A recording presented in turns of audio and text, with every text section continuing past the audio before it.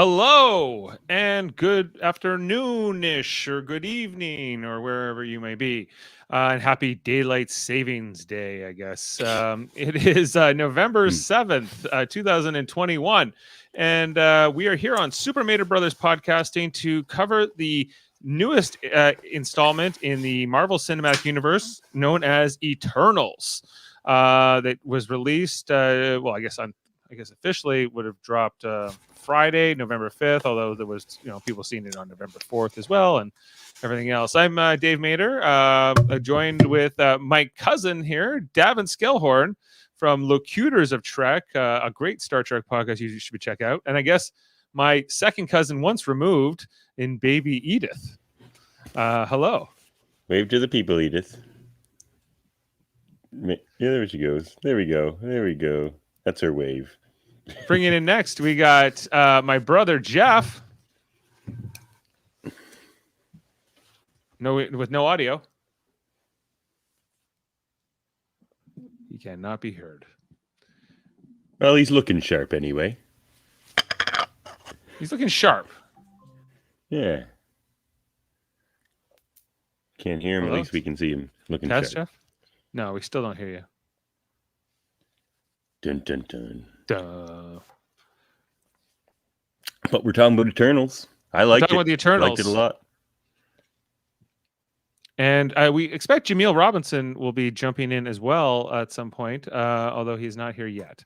So we've been talking about all of the Marvel Cinematic Universe installments here on Super Mater Brothers Podcasting since, I guess, starting with WandaVision. Hear me now? Yes, we hear you now. Aha. Success. Indeed. Ready to talk about Eternals. Yeah. Druig was my favorite character. Druig was Druig. cool. Yeah, Druig, and all we had a lot to break down here. So we're going to give into a full review of the film. We're gonna do that by kind of walking through it, the story. This was like a 2.5-hour movie, so there was a lot that happened with all these new characters. Hi, Amanda. Oh, Gilgamesh. Amanda said her favorite character is Gilgamesh. Gilgamesh. All 10 Eternals need to be discussed. She also said thumbs down to Druig. Thumbs down to Druig. Okay, before we... She doesn't like mind control culty guys, apparently. Why is she with me? Well, it all comes out here on Super Mater Brothers. David goes, she doesn't like mind control culty guys. I go, why is she with me? Yeah. So true. Speaking of the scary thing is she got that joke. Yeah, right. She knew. Speaking of Druig, Jeff and Davan and everyone here, because this is a Super Mater Brothers podcasting thing, but I couldn't help but look at this guy. The actor's name is Barry Keoghan, I believe. Oh, there's Jaemeel. Oh, Jaemeel. I've never seen him before in anything. I don't think I know him either, but all I could do when I look at this guy is see a young Patrick Stewart with hair. Good. Yeah, you're right. He'd be good to play Picard. I think it was too early for Tom Hardy to play Shinzon. This guy could have been Shinzon in Star Trek Nemesis. Although I think he would have been way too young at the time, circa 2004. I don't know how old Barry Keoghan is now. But yeah, I just wanted I was looking at this guy. I was like, this guy is like a dead ringer. So just bringing that down for a minute. Jaemeel, how are you? I could be better. You could be better, but you could be worse. We'll see. We're here to talk about Eternals. Is your frame of mind somewhat colored by your viewing of the movie Eternals? No, it has nothing to do with that. It's the shard of glass I have in my foot right now. Oh, okay. I'm sorry to hear about that. The shard of glass. If only we had Selma Hayek here to help heal it for you, or Cersei to turn it into something else, Ajax. Or a pair of tweezers. Or a pair of tweezers. Is that something you want to take care of and come back to, or it's not going to be going anywhere unless I start stomping on my foot. Are you guys going to be doing anything to result in that? There might be some knee slappers, maybe. Perhaps. I don't know. I don't know if there's anything I can do to alleviate your pain, but No. we shall try. Well, we Um, can connect to the Unimind and give him our power. Yes. We can Unimind for you, Jaemeel. We can Unimind. Just a couple questions also were asked to us in the comments leading up to this. Sam, looking, do you guys watch the challenge? Do you, love you. you watch this current season of the challenge? Sam, you're one of my favorite people. Honestly, Sam, you're awesome. Sam, I personally do not watch the challenge, but the question I have to ask you, Sam, is should I watch the challenge? And then the second question, should I watch the current season of the challenge? All good questions. I know that it has a lot of Big Brother and Survivor alums on that show. We have our friend Jeff and my friend Josh Foster, who constantly talks about the challenge, and he's tried to get me into it. I just have never really given it enough time. So, but we digress. We're here to talk about this newest film iteration. We kind of skipped over the What If series. We didn't actually do a podcast on What If here. What if we had done a podcast on What If? So I think maybe we'll throw a rating in there or something at the end just to kind of be completist here. But this is all about Eternals. Jeff, did you know anything about Eternals coming into this? No, not really. Like I knew certain things. Like I knew what Celestials were. I knew what Deviants were. I knew Thanos was like a Deviant Celestial hybrid thing. I know everyone has their own kind of interpretation of what kind of Thanos is. But I knew that like we've seen a lot of Celestial stuff already in the MCU. We've had Ego, we've had Nowhere, we've had certain things that point to Celestials, but we haven't really fleshed it out, and this one really kind of did that. So it was interesting. I thought my kind of hot take coming out of this movie was like I enjoyed it for all like the anthropology, history aspects of it. I could see a lot of people thinking this movie's boring. Right. Okay, let's go over to Jaemeel next. Jaemeel, you're a big comic book fan, as is Davan, and all of us really. But maybe I would care to guess that maybe you know something about the Eternals maybe coming in. This is when we think about Marvel, we often think about Stan Lee, but the other real side of the Marvel coin is Jack Kirby. And my understanding is that the Eternals and the Celestials and more of this space cosmic stuff was really Jack Kirby's work in terms of what was set up the decades prior to this. Yep, you are correct in terms of that. In terms of the Eternals, Celestials, and a lot of the spacefaring stuff is part of that Kirby charm. Even like influence in like Doctor Strange and Ant-Man as well. A lot of like higher concept. Whether it be out in space or even in micro space or elements in between, microverse, I believe. A lot of Jack Kirby involvement in it. Now, in terms of my knowledge of said Eternals, no, very minimal. I was never really into the spacefaring aspects of the Marvel U. Whenever they dip their toe from time to time, such as like the Dark Phoenix saga and the Shi'ar Empire getting into it, the Skrull the Skrull Kree War, Kree-Skrull War. Right. Yes, They are one now in the comics. They're all one singular empire. yes. So those elements I got into, which was like just toe dippings into the Marvel's space use. So a lot of this stuff is new to me, and it's great to actually just kind of go back. I always tell people they're like, "What should I read now?" And I'm like, Marvel Comics is an institution for a reason. And although you might not necessarily like what they're currently doing now, there is a treasure trove of great stuff if you just go back, right? And there's no harm in doing so. You can there's a lifetime worth of content for Marvel and DC. There's no problem going back, right? If you can't really find something right now. No, no, In fact, you should. absolutely, yeah. And before we go over to Davan, just Sam is saying yes, there are Big Brother and Survivor people on the challenge, and yes, you should watch this season. And Sam, I shall. And he has a feeling that Big Brother Canada people will soon be on the challenge. So hey, that's you heard it here first. For you, okay. Sam, I will. Over to Davan. Davan, I feel like you maybe know the most about this coming in. What these Eternals and this. I think I may as well. I think I get the sense you have a lot of knowledge here. And with all that knowledge equipped, were you? I love Space Marvel. The space universe. Most of what we've seen in terms of like the movie universe and the TV, like the Marvel Cinematic Universe, it really has come mostly from Guardians of the Galaxy, a little bit from Thor, I guess. And so, were you? I guess did you approve of this? Did this like meet your expectations, exceed them, or let you down at all? I would say it just slightly exceeded my expectations, actually. Because honestly, the Eternals, for the most part, aren't that interesting, other than in the comics, other than Cersei. And, the Thanos and Thane and his offspring and, that kind of stuff. But in Star Fox is cool. Who, I guess we'll get to that later. But in our post-credit I like scenes, what they do with the Celestials, because as far as like something to go and read, it's a comic that's come out in the last 10 years called The Ultimates by Al Ewing, and there's 2 volumes of that. I have it in a box here somewhere. It's awesome.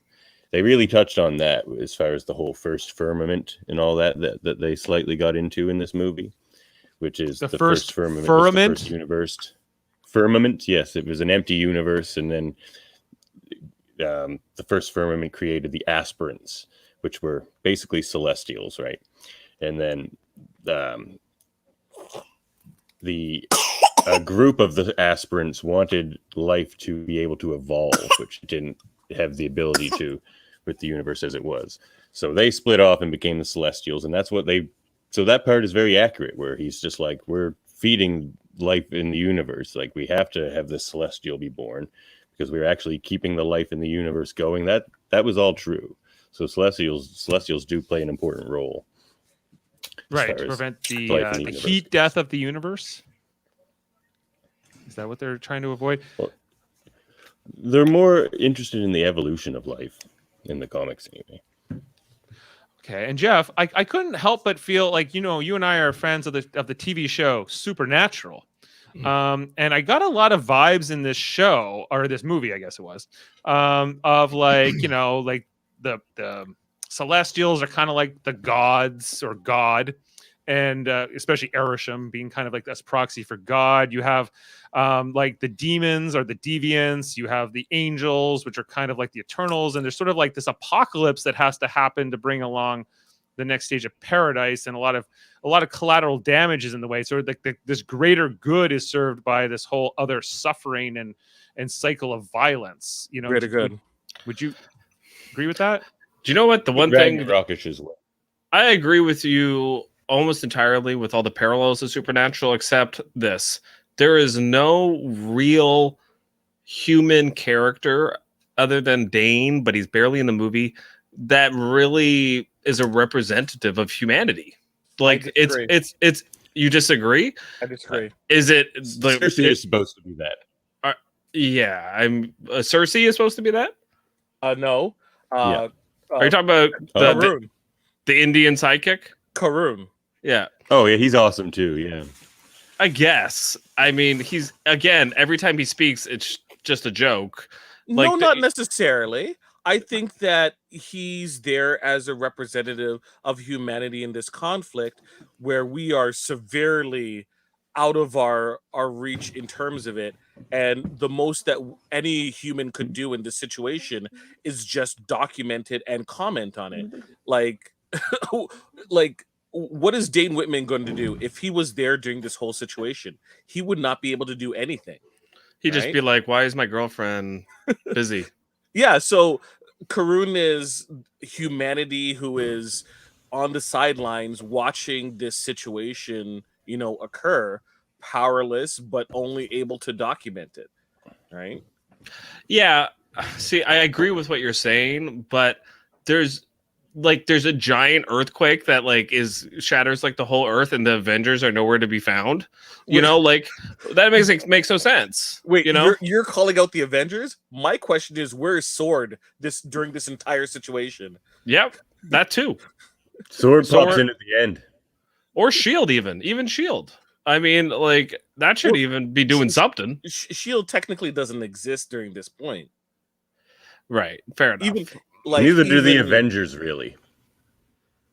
Why is Okay, I so mean, there's no Davan, main team of an Avengers. maybe you can help me in this, because the one issue I had, and that could have been because I could have got my wires crossed. I was trying to pinpoint exactly when this story takes place, right? So does this Well, take after Endgame, because Right. after Endgame, but how long after Endgame? But she says 5 years Hard to since say. Thanos did his snap. I Said she does give us that. So- Ajax does. so which is the length of time before they were all snapped back. So this would sound like within a few very months. I think recently it's after Endgame. maybe 6 It's months still or something. top of mind for Dane Whitman for him to Okay, mention. I mean, So it's pretty it's top of mind. after people were snapped back, because they do reference it. Yeah. But Yeah. how long is it before Spider-Man Far Or From Home? Or Shang-Chi. Well, more Spider-Man Far From Home, because it actually does take place in Europe as well. One thing it's about the I'm same not sure time when as Far one. Far From Home's going to fit. Sorry, go ahead, Where Devin. that's going to fit in. No, I was These just saying, I don't actually know where Far From Home's going to be chronologically. Because like we have a lot of elements that are occurring, and if things are happening right at the tail end, so let's say this happens and then Far From Home happens, which would make us understand why there's a Shield Sword presence in London, right? Like they're just behind, right, the ball that's occurring, and that would make perfect sense why where Dane's story can continue on, right? You also have that There's a- aspect. There's also a possible explanation, if you don't mind spoiling the second post-credit scene. Oh well, yeah, we're in full spoilers here, so everyone's assumed that we've Okay, seen the movie and we've all seen the the second post-credit scenes. So the post-credit scene, Fury shows up at the end. Oh, I've His heard that voice, it's. anyway. I've heard it's not Fury. It's Mahershala Ali. Yeah, it's Blade. Everything I'm hearing, it's Mahershala Oh, was it Ali. Blade? I Yeah. disagree. I disagree with both those assessments. See, that's what New Rockstar Oh, said. wow. So they're usually Never pretty mind. on top of things. But- Emergency Awesome's also reporting that this is Mahershala Ali. This is the new Blade, and the Black Knight is going to cross over with Blade. So my question to that statement That makes sense, actually. I'm buying Has- that. I like it. Has anyone officially stated that it's all speculation? I don't know if it's official. I think it's just like I trust the guys that do endless amounts of research and figure out this stuff, and those guys seem to It know. actually makes more sense.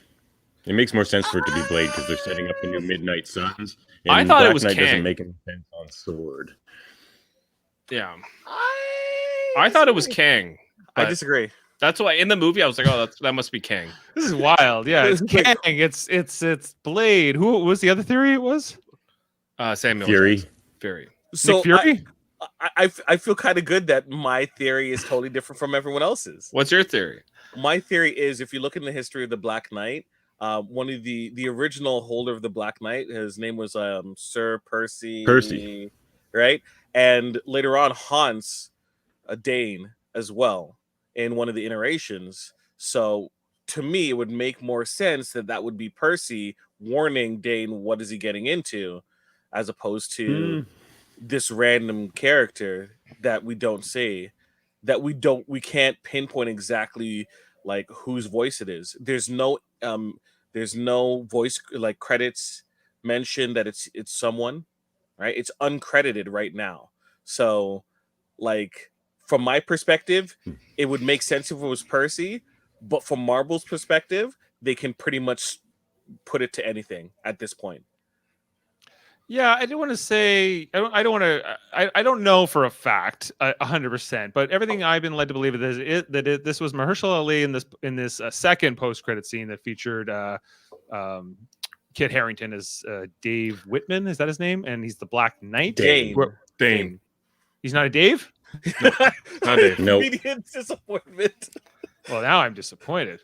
I thought we were going to get another Dave in here, but it's all. He's not one of the Daves we know. Or the Davs we know. No, Yeah. right, So okay. Yeah. Because okay. And just on that, in terms of like these, especially the second post-credit scene and the whole character Kit Harington plays, this Black Knight character, Dane Whitman, I guess. I thought that this was all confusing. Kind of a letdown. I was like, I didn't really learn who this character was in the movie. I don't understand what the tie-in was with the Eternals, other than he was just happening to date Cersei. Which, by the way, okay, how can we not talk about this? Like, if you're a Game of Thrones fan and you have Kit Harington here, who played Jon Snow, and Robb Stark, and you have Richard Madden, who played Robb Stark, and they're fighting over a character named Cersei, spelled differently, like. I guess they just said whatever, and we're going ahead with it. But it was I was distracted by just even that, Jeff. I mean, I don't. How many people? Most kids will have never watched Game of Thrones. You know, there was a bunch of kids in the theaters that I mean, that's a Jaemeel might think otherwise. I kind of agree with you, but there was a bunch of kids in this theater who probably never seen Game of Thrones. So I understand like why Marvel did it. I agree with you though, Dave. It was a little on the nose casting wise to cast both these guys who were uber famous in two roles in the same show. And yeah, you're right. And the Cersei thing and just everything was lining up to be like, I don't know. It was a little bit like, it wasn't take me out of the movie, but it definitely made me like, oh, there's a Game of Thrones. Oh, Game of Thrones. Like I kept thinking about Game of Thrones like the whole movie. Right. It would be like if you brought in, I don't know, Patrick Stewart and Jonathan Frakes to play all new roles, and then there's a character named Worf, but it's not related. Right. You know, it would just be somewhat weird, I think, you know. You guys have any thoughts, or you're like, it's a new story, it doesn't matter. It's, you know, it's that they're actors. I didn't think of Game of Thrones once, actually. It was weird. But I was kind of focused on everything going on. Right. I like new Marvel content, so I was on the edge of my seat. So was an issue for you, Jaemeel? Oh, sorry. I just did some fact checking. Forbes article states that I am incorrect in terms of the voice.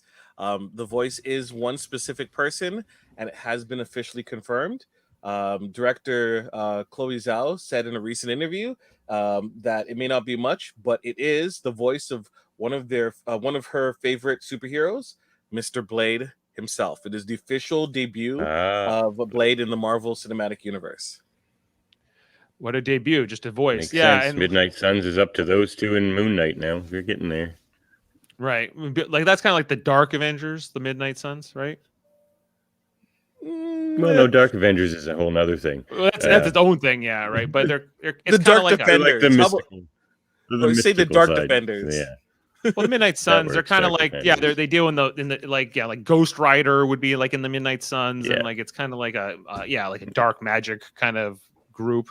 Okay, but yeah, and like that's a big part of what we're talking about. Like that's a kind of shoehorned sort of into this movie. It feels like in a movie that's really about this bigger, grander cosmic universe. And I want to kind of just get into like the Eternals themselves, the team that we get in this movie, and sort of the whole like premise of it. You know, That is a terrible picture. you want a different one? Okay, That hold picture on. looks awful.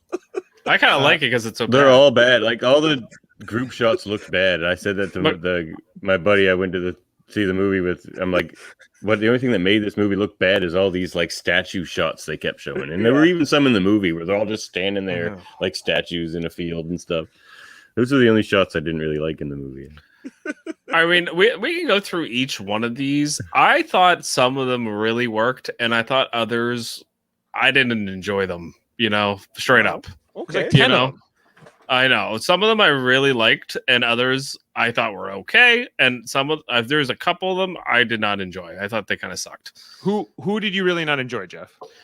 I mean, this is gonna be blasphemy here, but I really didn't like Kumail Nanjiani's Kingo. I didn't like Kingo. I didn't like Sprite, and I didn't like. You're not supposed to like Sprite.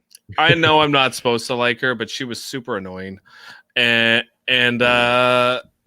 and Ajax too. I thought like I kind of wanted some more of her. Like I get why they needed to do the reveal. I liked her performance all right, but it was kind of one note. So those kind of and I guess the speedster too. Like she never spoke, you know. So like you know. Yeah. I like Makari. She can't. No, I'm not More- saying she Yeah, should. I'm just saying like didn't really get to know her other than like through sign language, you know. So I didn't hate her. I thought she was okay. She was in the middle. Like it was really Kumail Nanjiani, Sprite, and actually Angelina Jolie's character was kind of annoying too. Athena. Athena. Don't forget the A. It's Athena. not Athena. It's just The characters I liked. I really liked Druig. I liked Gilgamesh. I really liked Fastos. I liked Gilgamesh and Icarus. I thought he did a good job in the movie because I saw it coming, but at the same time I was like that was good. That was well done. good turn. And Cersei I thought carried the movie for me. So but that's how I looked at it. Okay. Yeah. Let's go to Davan next. Davan, who is your favorite Eternal, and I guess who is your least favorite Eternal? My least favorite Eternal was either Ajax or Icarus. Actually, Right. I mean, I guess you're not really supposed to like Icarus. He's kind of a jerk and not particularly charismatic in the movie or anything. But he was I felt him to be a bit one note as well, like you were saying about Ajax. Those two were the most one note. The other ones all had some humor and some, probably a bit more character depth. Even they Ajax and Icarus were kind of the same character. They were until the end. They were like the super devout ones that were carrying the secret. The leaders, in a sense. I don't know. Yeah, the leaders.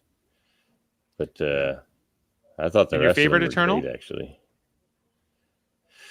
Oh my.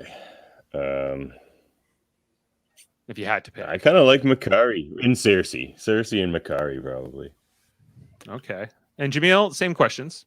Okay, so I will have to mirror Davin in terms of the least liked Eternals, and this kind of like it's based upon I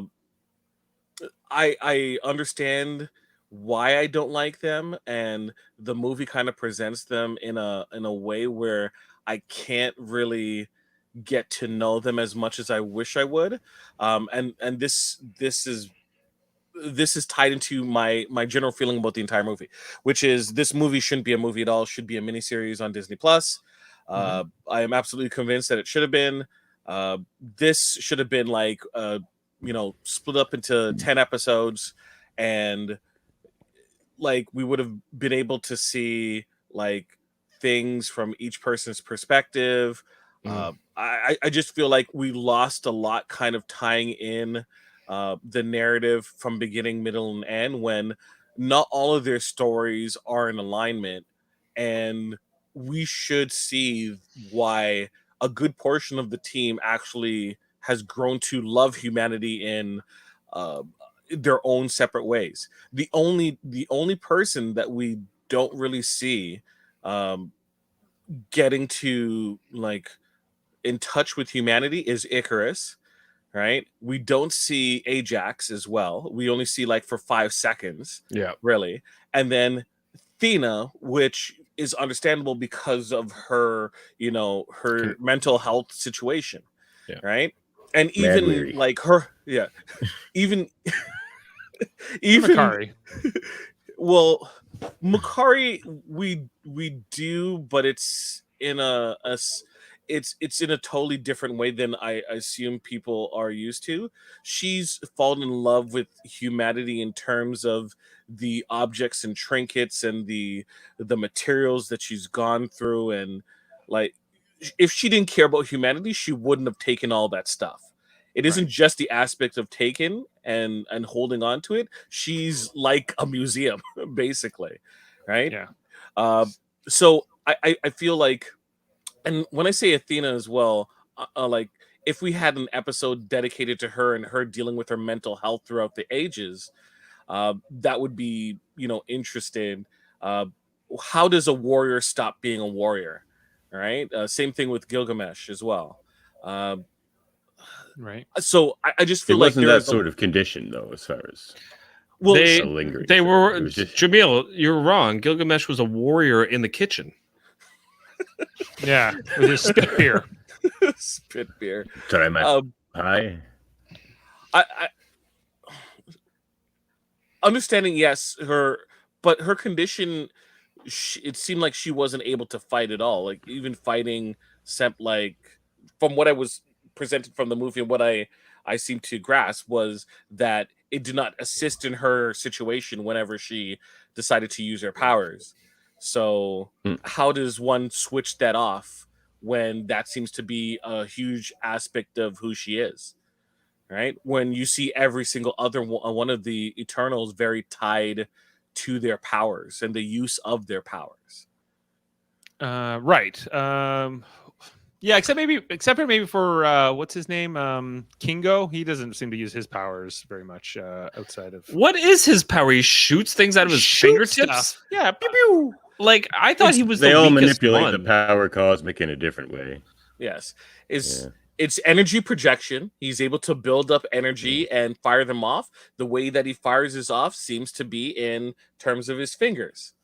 He's like the pew pew pew guy. That's him. Now in the comics, Eh. they all have each other's powers as well. So Like every let's Eternal talk about has every power. Like, so yeah. So was that an odd thing then, Davin, for them to kind of like make them all specialists I in liked it different better. ways? I liked it better. I do like I like the Eternals in this movie better than the Eternals in the comics. The Eternals in the comics are just too powerful, and Okay. you know, And so same reason I these don't ones like have, you're Superman. saying I don't like these. a bit more of a It's like a vulnerability. teen You're Superman. saying? Yeah, and just a more specific skill set to each character. It's just if you have 10 It ma- characters, they all have each other's powers. It's just kind of blah. Gets muddy. Right. Less No, that's distinguished. okay. Maybe we can go to the beginning of the movie, just kind of walk through it because then we don't miss anything. So, just in terms of like how this all starts, it starts in 5000 BC, so 7,000 years ago for us, in terms, or at least in terms of the Marvel Cinematic Universe. And so, these 10 immortal individuals, they think they're coming from a planet called Olympia on a ship called the Domo, which we find out later is false, right? And they Domo work for the Tajiri-san. Domo arigato, Mr. Roboto. exactly, and Domo. yeah, they're here to protect the planet from the deviants, who are like these monster things. And so we start here in like sort of like I guess in the cradle of human civilization in like what would be Mesopotamia, right? And No, this is in Samaria. Samaria. Yeah, Is this original scene is in Samaria because that's the first known example of a civilization in human history. Right. That's And true, but I'm so- pretty sure it says Mesopotamia in that scene. I thought. Does it did, really? too. I'm pretty sure it's in Yeah. Samaria, but I think maybe they messed it up. How Yeah. dare they, Marvel? I think How they messed dare it up. they?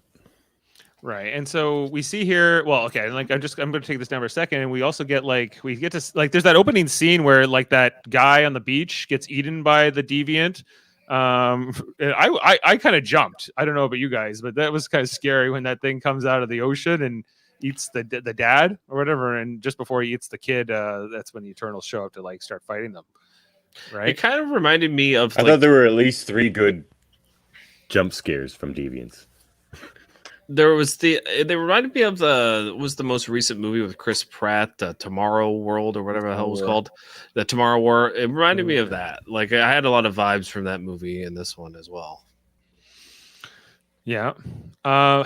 Wait. So actually, I think that I'm looking at this on the Marvel Cinematic Universe, but they're going in chronological order for the movie instead of what was how it was cut up in the story. 1 second. So after the big Eternal fights of the deviants, the Eternals meet the civilization that's there. Ajax kind of points to Cersei to make first contact.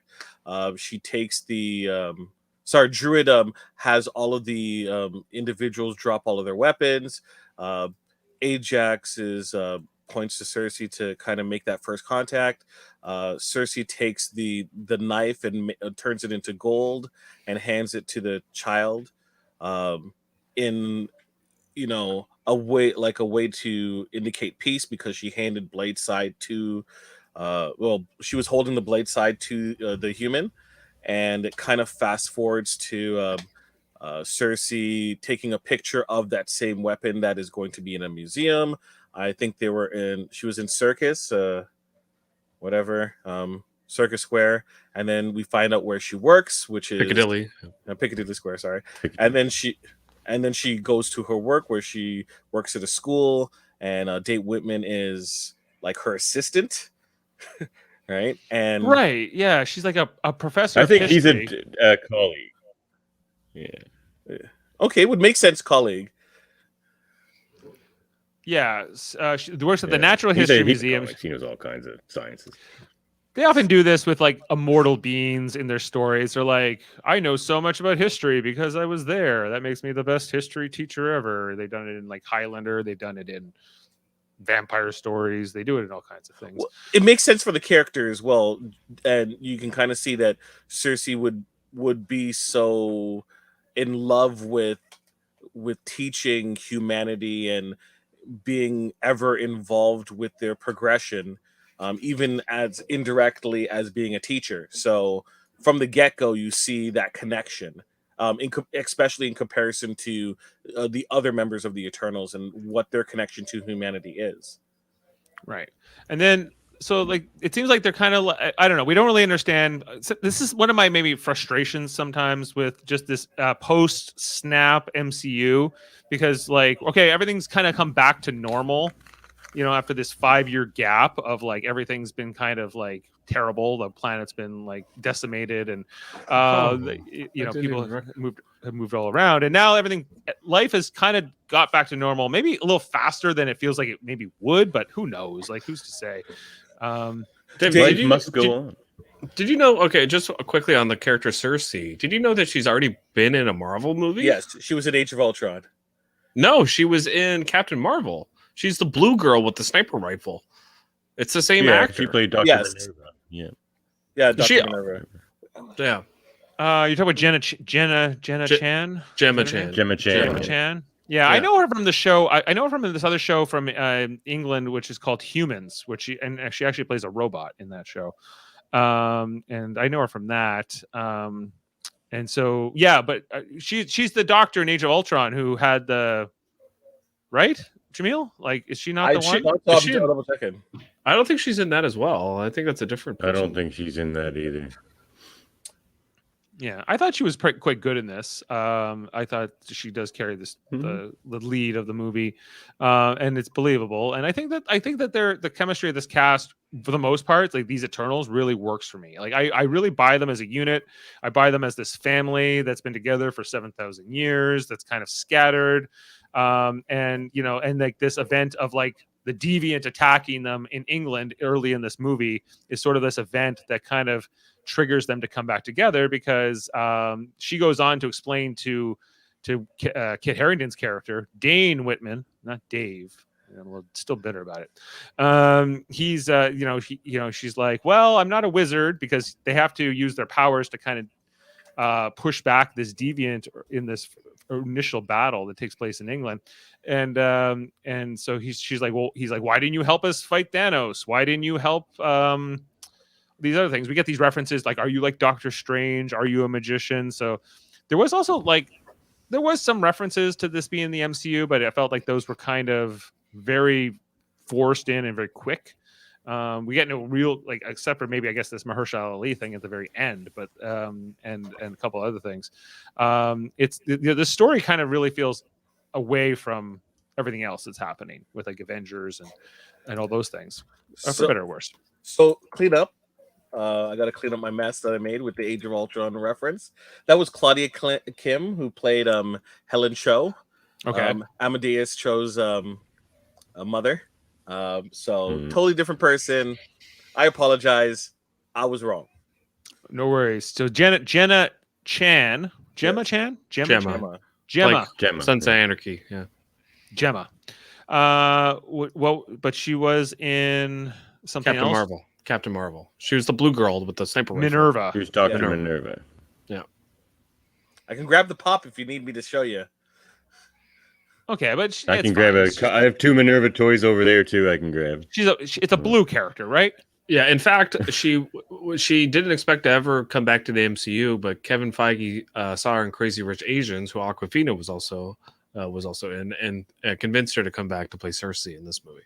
Yeah. Well, I was not distracted by that at all. I didn't even put that connection together. So Make a girl blue, you'll never know it was her. Yep. Yeah, it's just like Jeffrey Combs in Star Trek. You know, he's got the Brunt makeup on or the Wayoon makeup on. It doesn't matter. He's just a great performer, and you don't care. So it's all good. I think that But this connection that you were talking about is from the rest of the MCU that you felt watching this. That's consistent with the comics too. I mean, Eternal's business never has anything to do with anything else, really.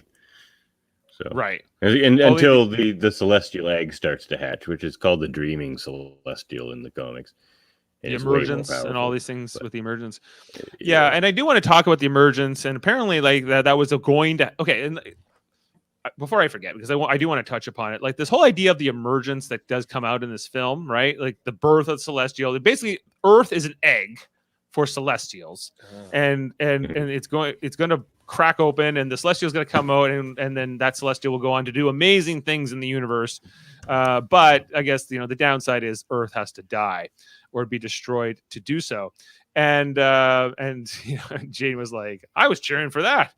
I was like, Earth's had its time. We had our good. But did Thanos actually have does this maybe color Thanos a little bit differently? Because Thanos, he delayed the emergence, because when he snapped away half the population, not just of Earth, but of the universe, there was no more, the emergence could not happen because there were not enough people on Earth. And it was going to happen about a week after the events of Avengers Infinity War. Jeff, does this make you think of Thanos? Comics what I assume they'll do here eventually is the Celestials do have a natural countermeasure in the Marvel Universe that goes around getting rid of these eggs. I'll be right back in 1 second. Okay. It's okay. Jeff. Yes. What was your question again about Thanos? Well, did Thanos may have prevented the emergence, or at least delayed it? I wonder, what I never understood what his motivation was for snapping half a life. Like, he never really said. He basically said there's not enough mouths to feed. He kept saying stuff like that, but he never really said what his ulterior motives were. It was just basically this is what needs to happen, but he never said why. Well, he kind of explains that his own planet was destroyed, his planet of Titan, right? In the movie Infinity War. Yeah. Well, you got Galactus there. That's the natural countermeasure. He feeds on celestial eggs. That's why he goes around eating these planets. Okay, so he's an antagonist to the Celestials. You're talking about Galactus. Natural countermeasure. Yeah. Right. So the world's not overrun with Celestials. He eats them. Because there's this whole thing in the movie with Cersei talking about what's an apex predator, and it's supposed to be kind of alluding to the deviants, right? It's early in the film where that's the whole thing, but it's also the Celestials are apex predators too, and I guess also Galactus would be, because they have no things to go against them. But Jeff, there's more. I think there's more we're still going to learn about Thanos, right? His backstory, even though he's dead now. Yeah. His younger brother gets introduced at the very end in this this mid-credit scene. Star Fox, or what's his other? Eros. Right. And my understanding is that Thanos is the child of Eternals, right? Because his planet of Titan was also. Kronos. Yeah, his planet of Titan was also going to be, I guess, a big egg for a Celestial, and that somehow those Eternals that were on Titan maybe rebelled in a similar way to these Eternals, chose to take a mortal form, just like what's her name, Sprite does at the end of this film, right? She takes a human form and now has the ability to have children, and so that Thanos' parents were just Eternals. So does that make him a robot?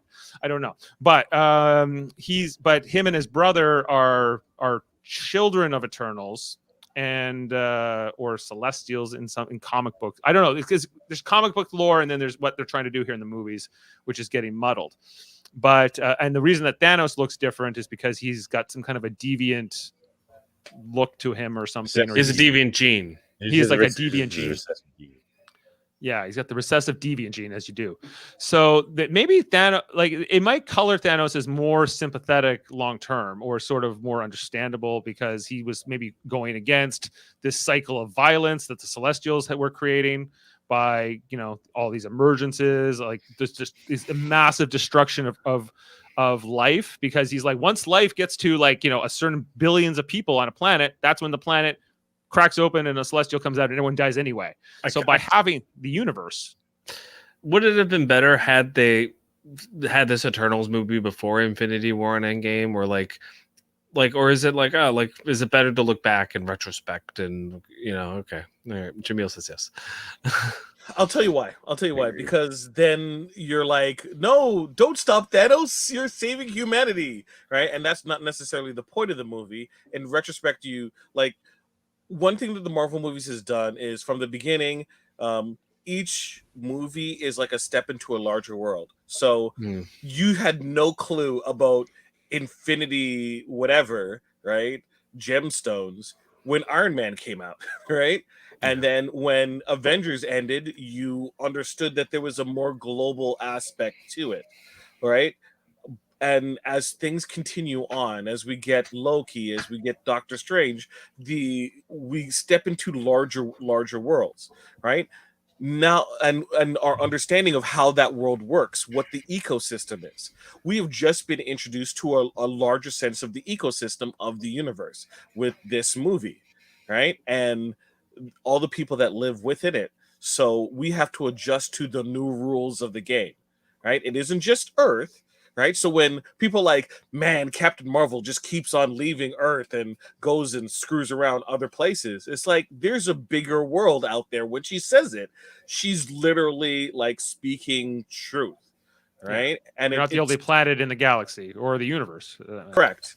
Now, these other worlds have their own Eternals as well. There are Kree Eternals. There are Skrull Eternals. The shape-shifting Skrulls are actually just Skrull deviants. Okay. Are all of the Eternals, like, is there a Cersei played by Gemma Chan on Titan? Is there a Cersei played by Gemma Chan on? So it's a different Cersei, or it's a different Eternal. Every Eternals is individual, yeah. Oh, they're all individual. Like, you know, there's Kree, there's Skrull, yeah, they're all just different. So why in the scene where they explain like Cersei, Asham or whatever is showing all the different versions of Cersei, like clones of her? Why is there so many of her? Different iterations of using that one deviant model. It seems like maybe this group of 10 actually. I get the impression like this group of 10 Eternals has been like assigned to planet after planet over the millions of years, with Ajak being the only one to retain their memories, right?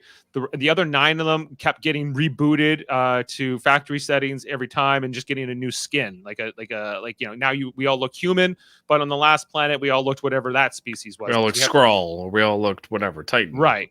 And so same thing with Eros, but how Eros is an Eternal and Thanos was or wasn't an Eternal is still what I need to kind of maybe wrap my head around, how they're going to unravel all that, because isn't Thanos a Titan and an Eternal? I feel like that's what he is. His parents lived on that planet.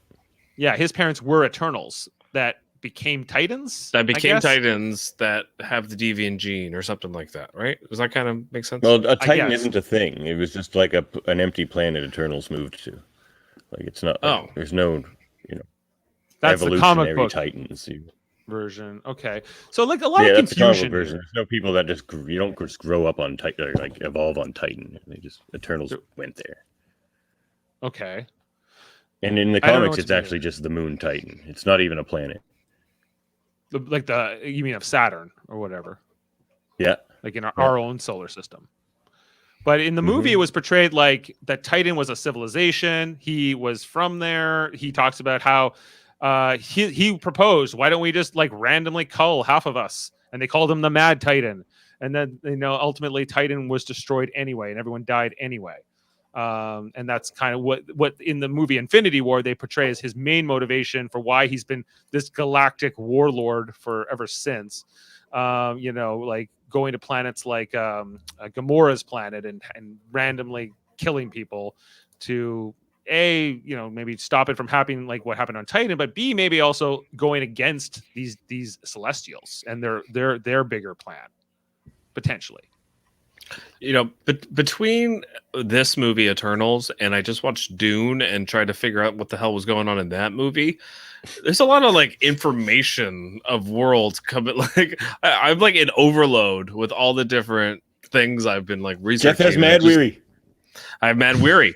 That's a great way to put it. She's mad weary.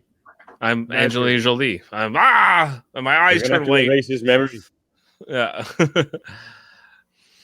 Yeah, and just like the whole thing of where I don't know where to segue from there, but there's a much bigger universe. There's bigger concepts at stay here.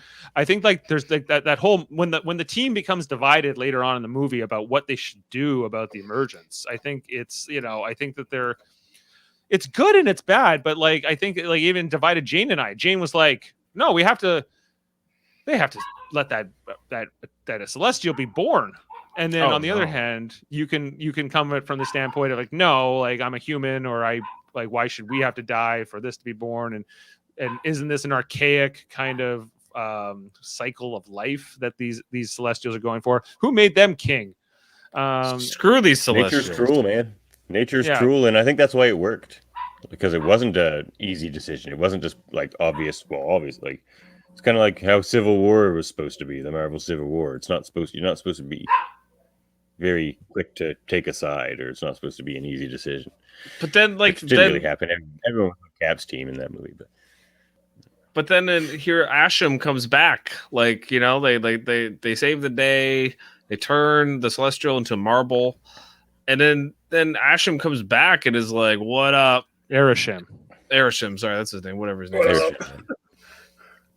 Erisham. Okay, I don't know. I'm just calling him Asham, but yeah. So.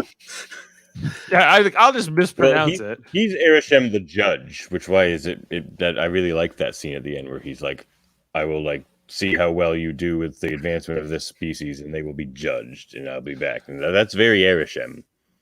So it doesn't seem like he's like prosecuting them for killing off this Celestial that was supposed to be born, who they do name in the movie. Like I don't even understand how the Celestial already has a name, if it hasn't been born yet. But its name is Tiamat, right? And so when he shows up at the end here, Aramesh, he was like, "Well, you saved Earth," and I get the impression that maybe other Eternals have done this before, like they've rebelled and maybe saved the planet because they become attached to the planet over time, and that the emergences are stopped. And I think that there's that maybe this is not that uncommon, and then Aramesh eventually comes along and says, "Okay, well, you saved Earth, but do they deserve to be saved?" And that's kind of what he's going to extract the memories from. Is it the 3 or 4 Eternals he kidnaps at the end? Three. Right? It's Kingo, it's Cersei, and is it Phaetos? But Sprite doesn't go because Sprite's no longer Festus. Sorry, Festus. Yeah, but it's not Sprite. Festus. Festus. It's Uncle Festus. Fastos. These are not easy names. We're just not used to it yet. Yeah, that's right. Yeah. What I'd say about that point you're making there, though, Dave, about the decision and his reaction to the fact that they've, gone against him to favor the people of Earth, that's not necessarily something that Aaron would not want to happen. Like, he wants new Celestials to be born, but the whole thing that the Celestials want to do on the grand scale is see evolution advance and evolution continue. So I think this is one of the things that can potentially happen when they do place an egg, and I think they're fine with that. It's just a roll of the dice, and they're fine with either in a way. But he will come back and judge them. So, like, the Eternals have to be right, I think, in their betrayal. Right. And what if Aramesh decides, okay, well, actually, Earth's not such a great people, and Aramesh. Yes. Ereshkigal. Okay. Ereshkigal. Whatever his name is. First base. Big red thing. Yeah, but if he decides he wants to destroy Earth, can he even be stopped? Only by Galactus, I would imagine. No. No? And that, well, one-on-one, yeah, maybe, but the Celestials, there's a lot of them. And when it's time to destroy a planet, he doesn't do it himself. He sends in, what's his name? His name starts with a K, and he's like the like annihilator. Well, yeah, I think we. He's the one you see in Guardians of the Galaxy with the yeah. I got a photo of that here because I got the impression that maybe that's what. That guy. Here it is. You see here, like that guy that because in that Guardians of the Galaxy scene that's narrated by like Benicio del Toro's The Collector, you see him using that Power Stone to wipe out these people. Right, and that maybe this was a planet that had been stopped, an emergence was stopped on, but it didn't matter because the Celestials came and wiped everyone out anyway. And that's because they were wrong, like Davan was saying, like they were wrong. These people were not worth saving, and the Celestials came for their retribution. Whereas in Earth, they believe these Eternals believe it, except Icarus and Kamal Nanjiani. He doesn't care either. Both those characters are like, we're out, peace. Like we're fine with the Celestial destroying this planet that we've lived on and we've been lied to and everything. Like, I don't know. I just didn't like their motivations. Icarus made more sense. Kingo was an Icarus fanboy. Icarus at least he was like playing him in that movie at the start. He's playing. That's Icarus. right. He's like, I'm playing you. I played you. Like your yeah. Like that was pretty good. But like I didn't. College. I didn't understand. Do you guys understand Kingo's like motivation, where he was just like, you know what, I'm going to sit on the sidelines for this one. Yeah. Why? I understood it. Yeah. Well, he was kind of in the middle. He was like, I won't fight my family, being the other Eternals, but I agree with Icarus, and I guess. But why does he agree with Icarus? Because he believes that the birth of the Celestial, trumps, right. He was playing the Bollywood version of Icarus. He was such a big fanboy. Yeah, so good. That was a great scene, by the way. But Jeff, do you understand that point of view? Yeah, I just don't. No, I don't understand why the entire team is like, except him, and is Icarus. like, and Icarus and Sprite. But Icarus, Sprite. Okay, let's go through those three characters. Okay, Icarus. I understood why he was against the team. He had to live with it for that long. He had to lie to his team. It was just like there was a bunch of motivations that made sense from Icarus's point of view. Sprite seemed to just be jealous of Cersei and was kind of like, you know what, screw you. I'm just going to do what Icarus wants because I'm in love with Icarus. There was a little bit of that. There was a lot of that going on. And then with Kingo, I didn't understand why. It was basically, you know what, this is what I think. Screw you, and like what you just said, Dave. I'm not going to fight my family, and it's like pacifist. It was like a pacifist position, right? Pretty much. Yes and no. Okay, go ahead. What I took from it was when you see that opening fight scene, right when they show up on Earth the first time. Sprite and Ajax and Cersei, they're all on the ship. They actually have like their battle force, which is like kind of like their war generals, where they have Icarus and Kingo and Thena and Gilgamesh that go down there and kind of get the job. And Makari is always running around, of course, saving people. But so they had kind of that group of four of them that's sort of like the war generals, and Icarus was their leader. That's why he keeps calling him boss. So I think it's just sort of this like militaristic sort of loyalty kind of thing. He's like a sergeant he's like a sergeant, and Icarus is the captain. Yeah, that type of thing. But I always saw Kingo as like a character in a story. He's been in these stories for how many years, and there's always been a sense, even with his family line, that there's like a sense of death and rebirth, and like he's used to this being played out on a grander scale. Individuals have passed away that he's known, right? That's why, like, his right-hand man, he does appreciate him, but he's like, I'm gonna outlive you, right? You will go back to dust, and there will be someone else to replace him. So when you have a person like that with that type of point of view, right? Feeling that he is the lasting element, right?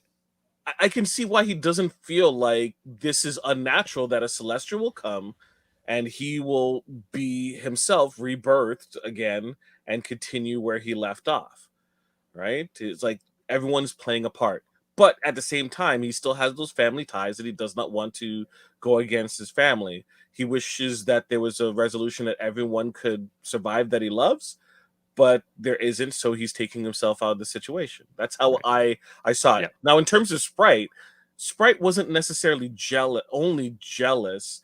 She was frustrated in a situation where she could not uh, be something more than what she currently was, right? And she would always be perceived as this little kid who won't be able to experience even parts of humanity that others get the opportunity to, and it's constantly put in her face. She is frustrated, and she wants everything to be uh undone or restarted so that she might have a chance to be different this time, to be in a different situation, right?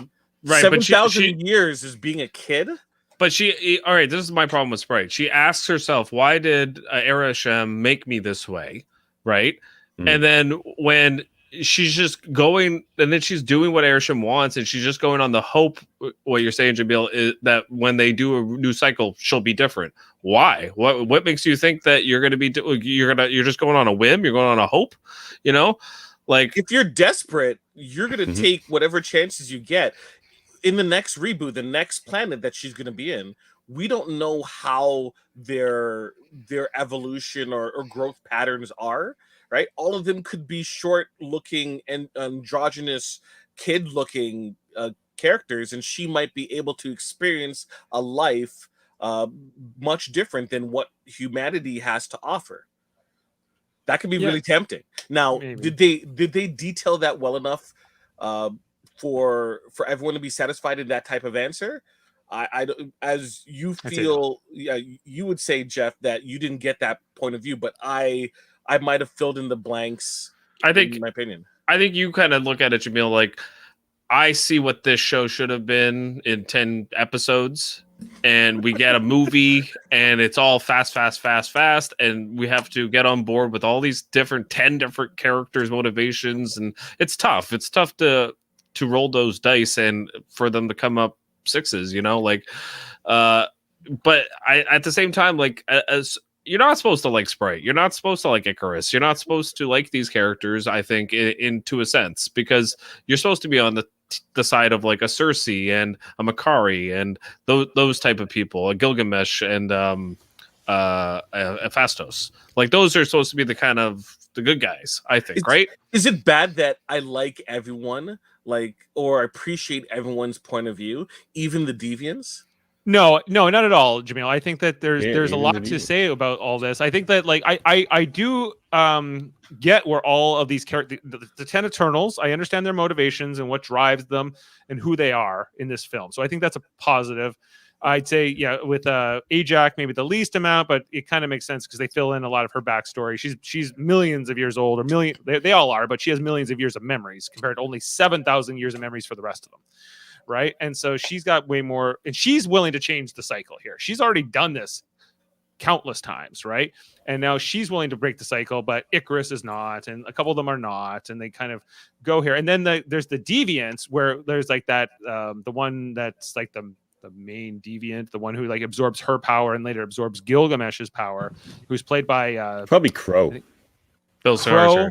They don't say Crow, his name, but it's Stellan Skarsgård, yes, but I thought his ending in the movie was actually a disservice, because I thought there was way more interesting stuff maybe to unpack there. I think that you're right, that this would have been served maybe being told over a longer period of time, way more backstory, way more like allow that those deviants maybe to ally with some of these with one side or the other for whatever reason, and you can kind of get where their motivations come. They just come across as monsters, and then Angelina Jolie avenges Gilgamesh, and that's kind of the end of the deviants, right? Like in the movie, in terms of like, they're not really important. It's more about the Celestials, it feels like, because the deviants are created by the Celestials.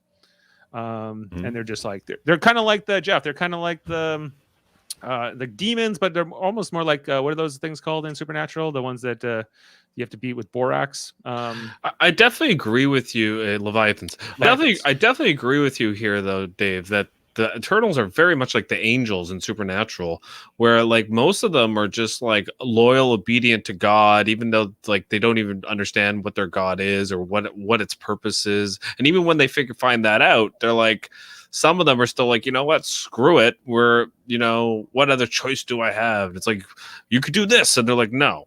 We're sticking with what we know, and those characters are annoying. I hate those characters. I thought they were all very well adjusted, considering they've been existing as far as they know for 7,000 years, right? And then they all kind of find out in a very first when they find out Ajax dies, you see, like, I think that they did that really well. They're like, Ajax dead, and they go, what? And it's almost like, you come home and you say mom's dead, right? And it's like, what? And how the devastation of that. And it's like, and not only that, but we're not even from Olympia, and we're actually robots. Yeah, and not only that, we're gonna die once this whole place blows up and reborn somewhere else, and then we're gonna do this again. Sort of. It's not so much rebirth as they do say this in the movie, is the reason they don't die every time a planet blows up, which is why they're always look the same in sprite. You're not gonna grow up.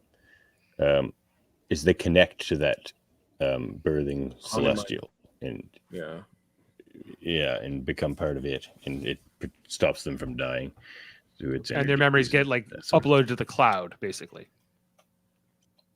Right, because they said that now the angelic thing, that makes a lot of sense, because that's intentional because in the comics, at least, 3 Celestials came to Earth instead of just one. One of them creates the angels, the Eternals. One of them creates the deviants, and one of them puts a gene in humans that eventually turns into mutants, which is why people thought maybe this movie would lead to X-Men, but they didn't really go that route with it, which is fine. Go ahead, Jaemeel. I disagree. All right, with that last point. All right. So, what happened to the Celestial at the end? Talmud. Got turned to marble. Yeah. So, was that Celestial somewhat alive? Starting at the time, or still, or at the time? I would say now alive. He isn't. Okay, so how was it able to be alive? Was it did it like suck energy and then was alive? Or the energy has been gathered over a period of time, and then the last bit of energy needed, right, allowed it to. Yeah, it's like an egg, like growing in an egg. You just eventually get to the point where you got to pop out the egg, Okay, so what did he become at the end? A celestial.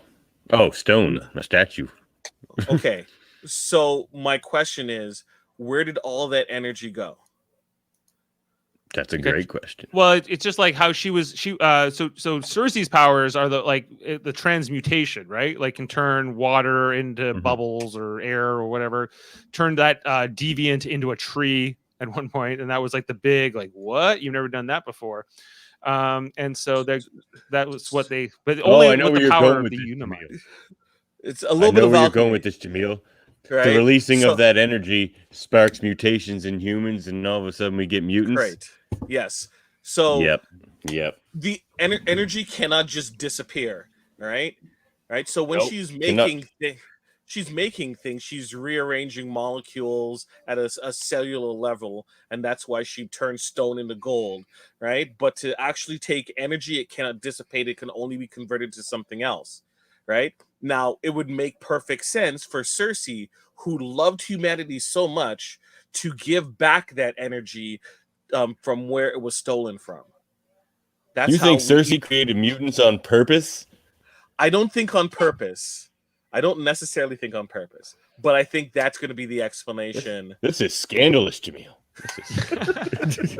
But I don't know. This is how my mind works. It just kind of like connects beats into what possibly could be. And that's why when I understand when people watch a movie like this, they have a certain point of view, like Jeff's point of view, absolutely, right? But for me, I'm always like connecting parts to a grander whole that may not or may exist.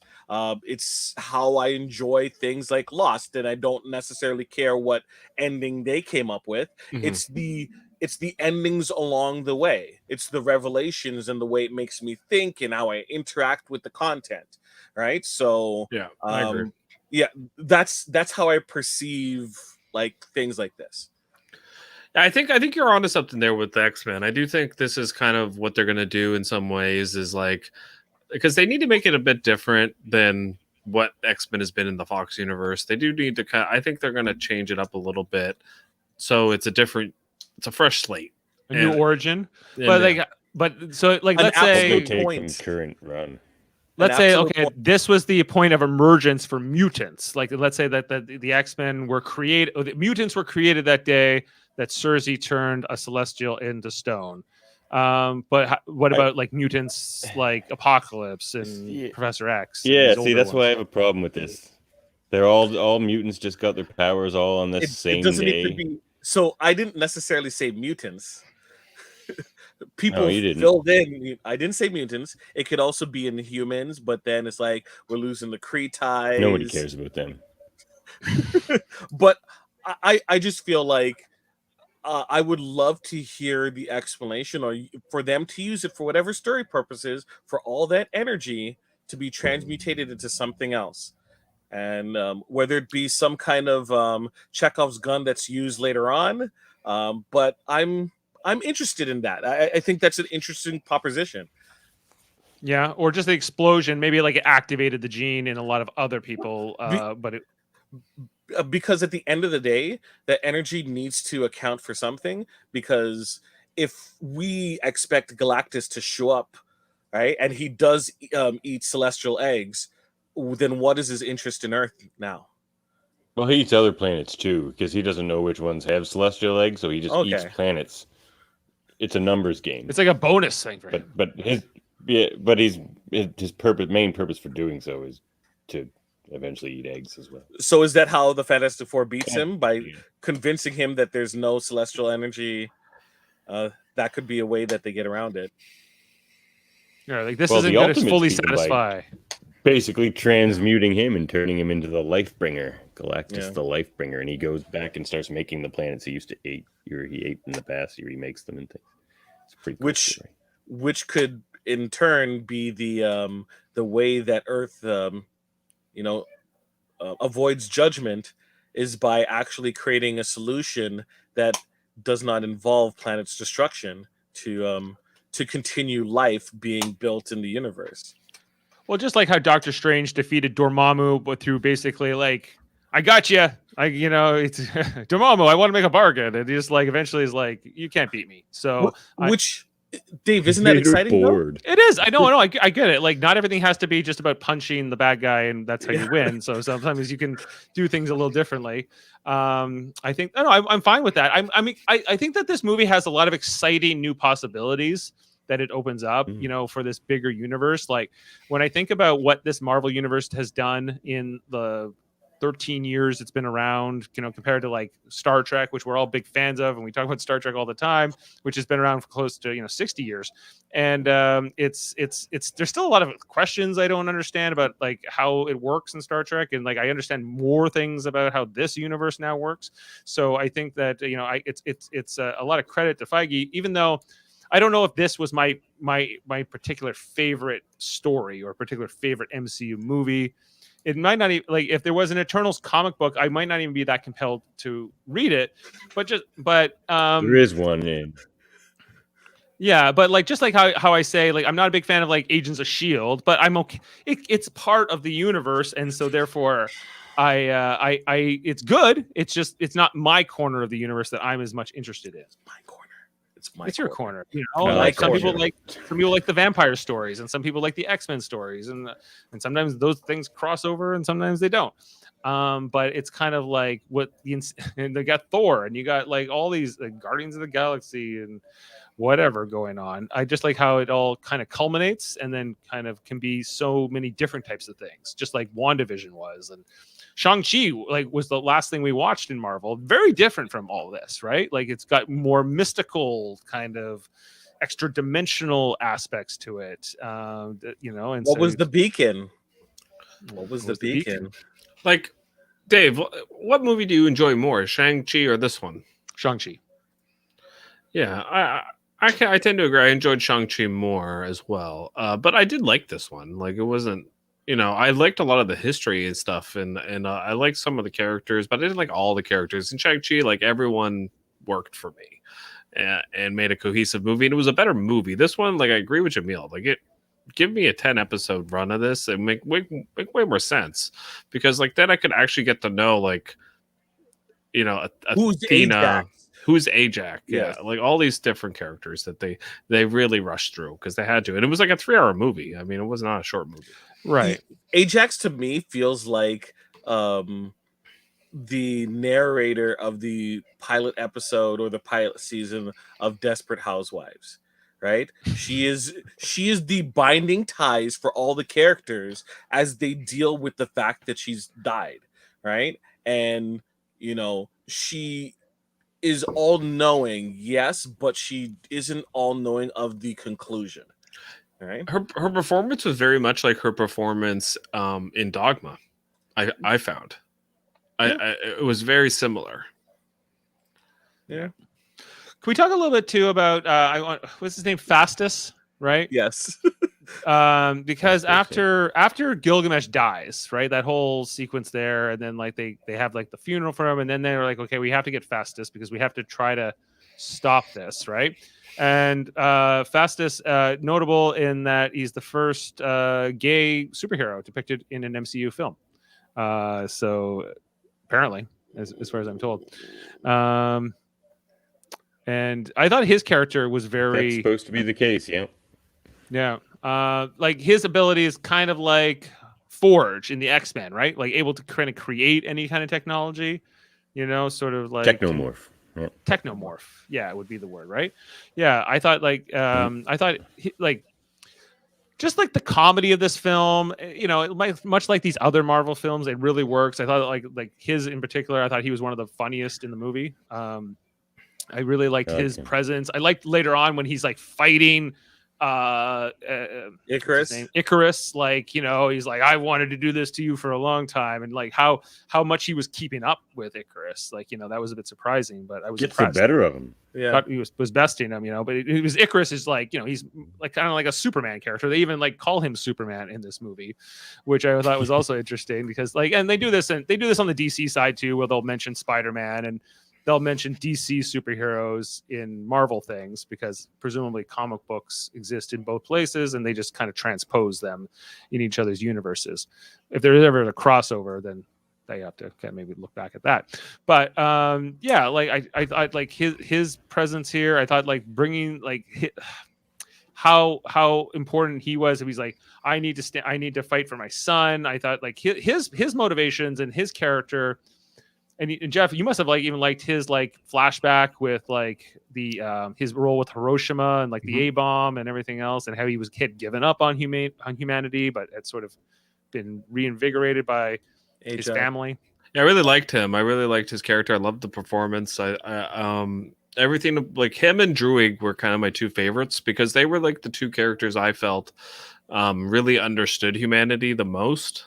I didn't really get that a lot from Cersei. Like, I thought the whole Cersei thing was more about Icarus and stuff and like their relationship, and which some of that kind of worked for me and some of it didn't, like, you know, but for me, I really liked Druig and Phastos the most, but that whole scene, Jeff, with like Druig and like how he kind of when they all kind of dispersed because they're like, it was about 500 years ago and they were like, we killed the last of the deviants, we think, but it turned out there was more like melted under the ice, and how Druig's like, you know what, we've been doing this for thousands of years, and he was like, you know what, and they're watching like I guess it was like the Spanish kill off the Aztecs. Is that what we're it was Cortez to kill it, Tenochtitlan, right?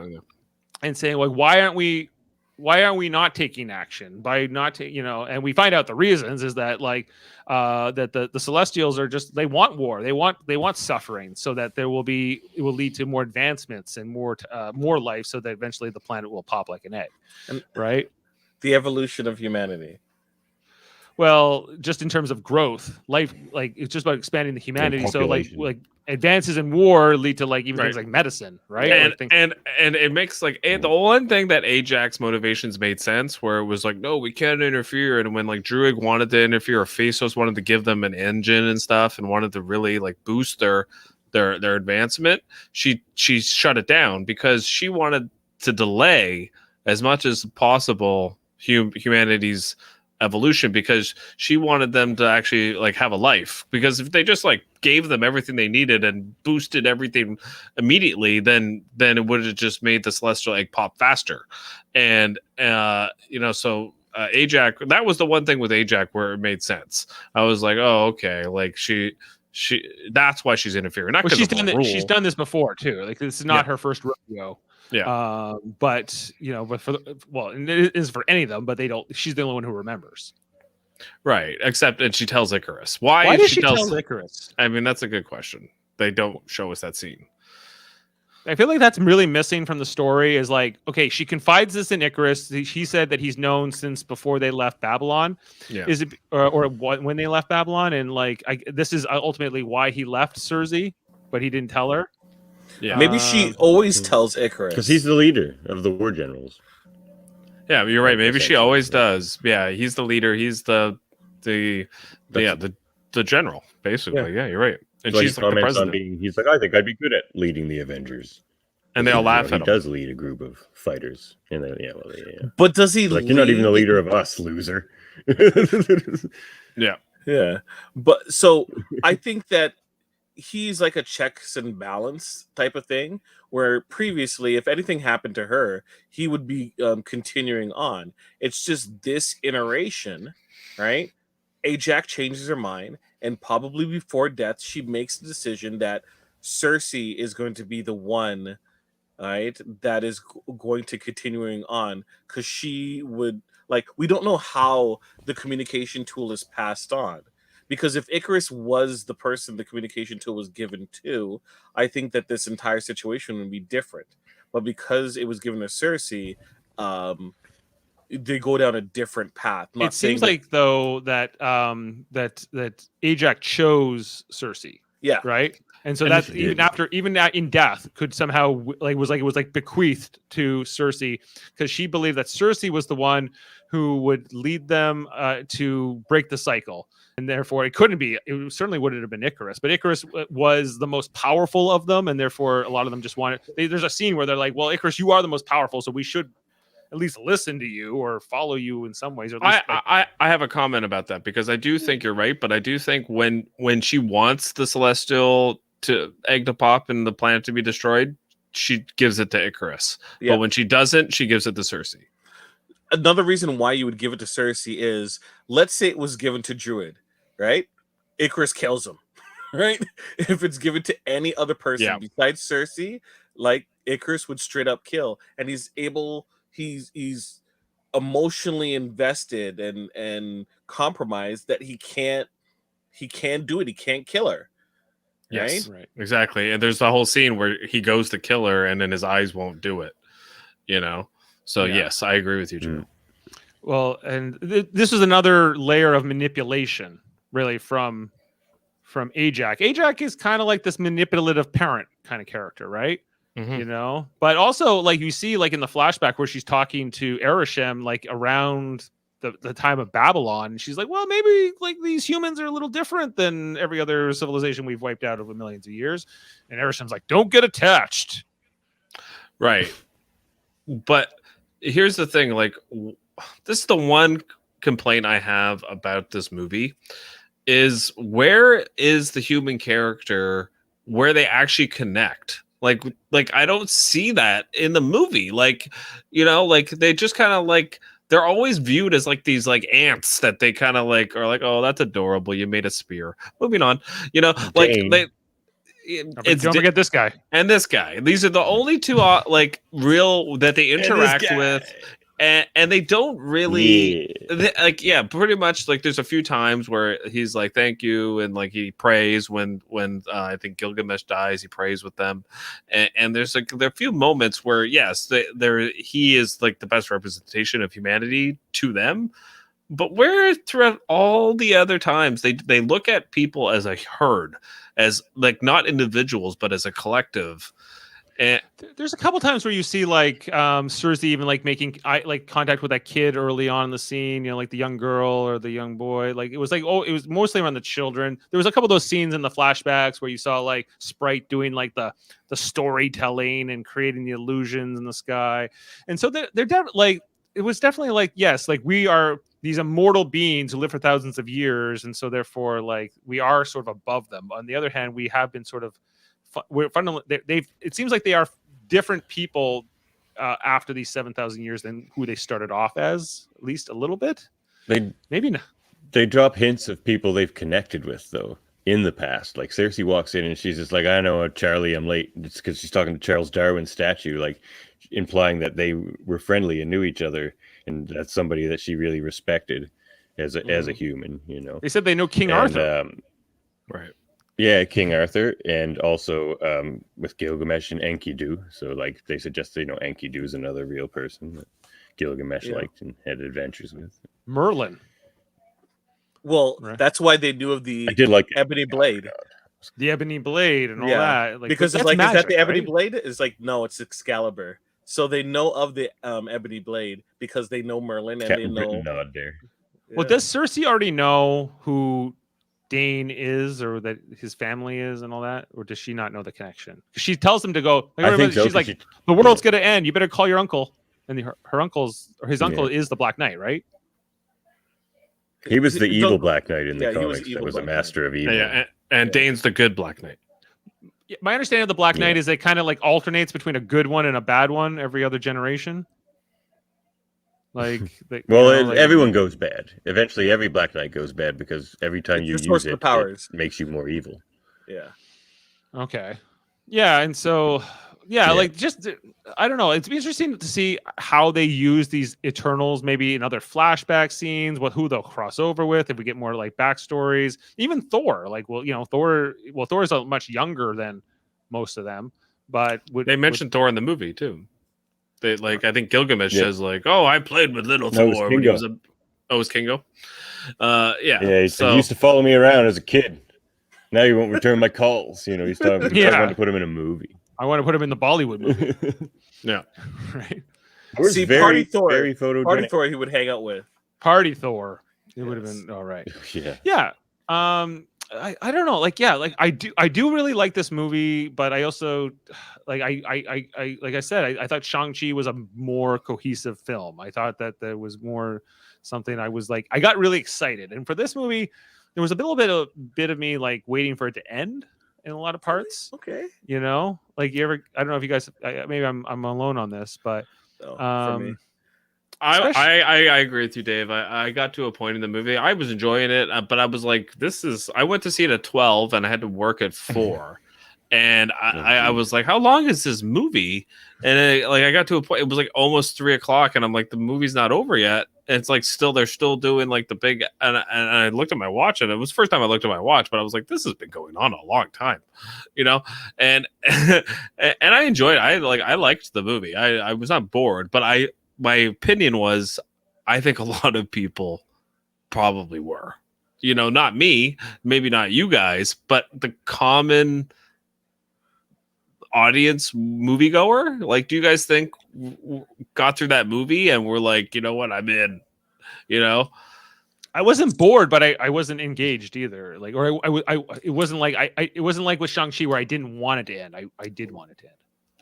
Right. I have a similar feeling. So, in a way, I think for the uninitiated, it was probably too many characters.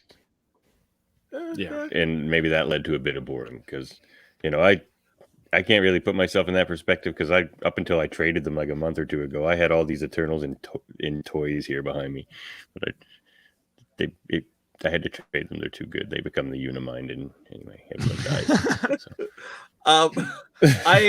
I went and saw the movie at what time did I see it? At like 11 o'clock at night on Thursday. So I didn't get onto the theater until about maybe 2 o'clock in the morning. Yeah. Yikes. So, and work the next day. Um, so, like, everyone there seemed to be really engaged, and like you didn't hear people, like you could, like, literally during scenes of silence you could hear a pin drop. Like, people were that engaged. There wasn't that much phone, when people flip over their phone, you see the light briefly come on in a theater. There wasn't that much of that.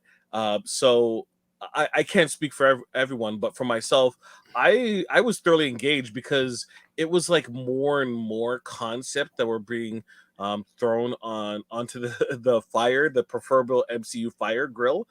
Um, this movie, though, is ultimately, the way I look at it, it is Age of Ultron, where it is like great in terms of setting up the table, but Yeah. I can understand why people were ultimately unsatisfied with what they got.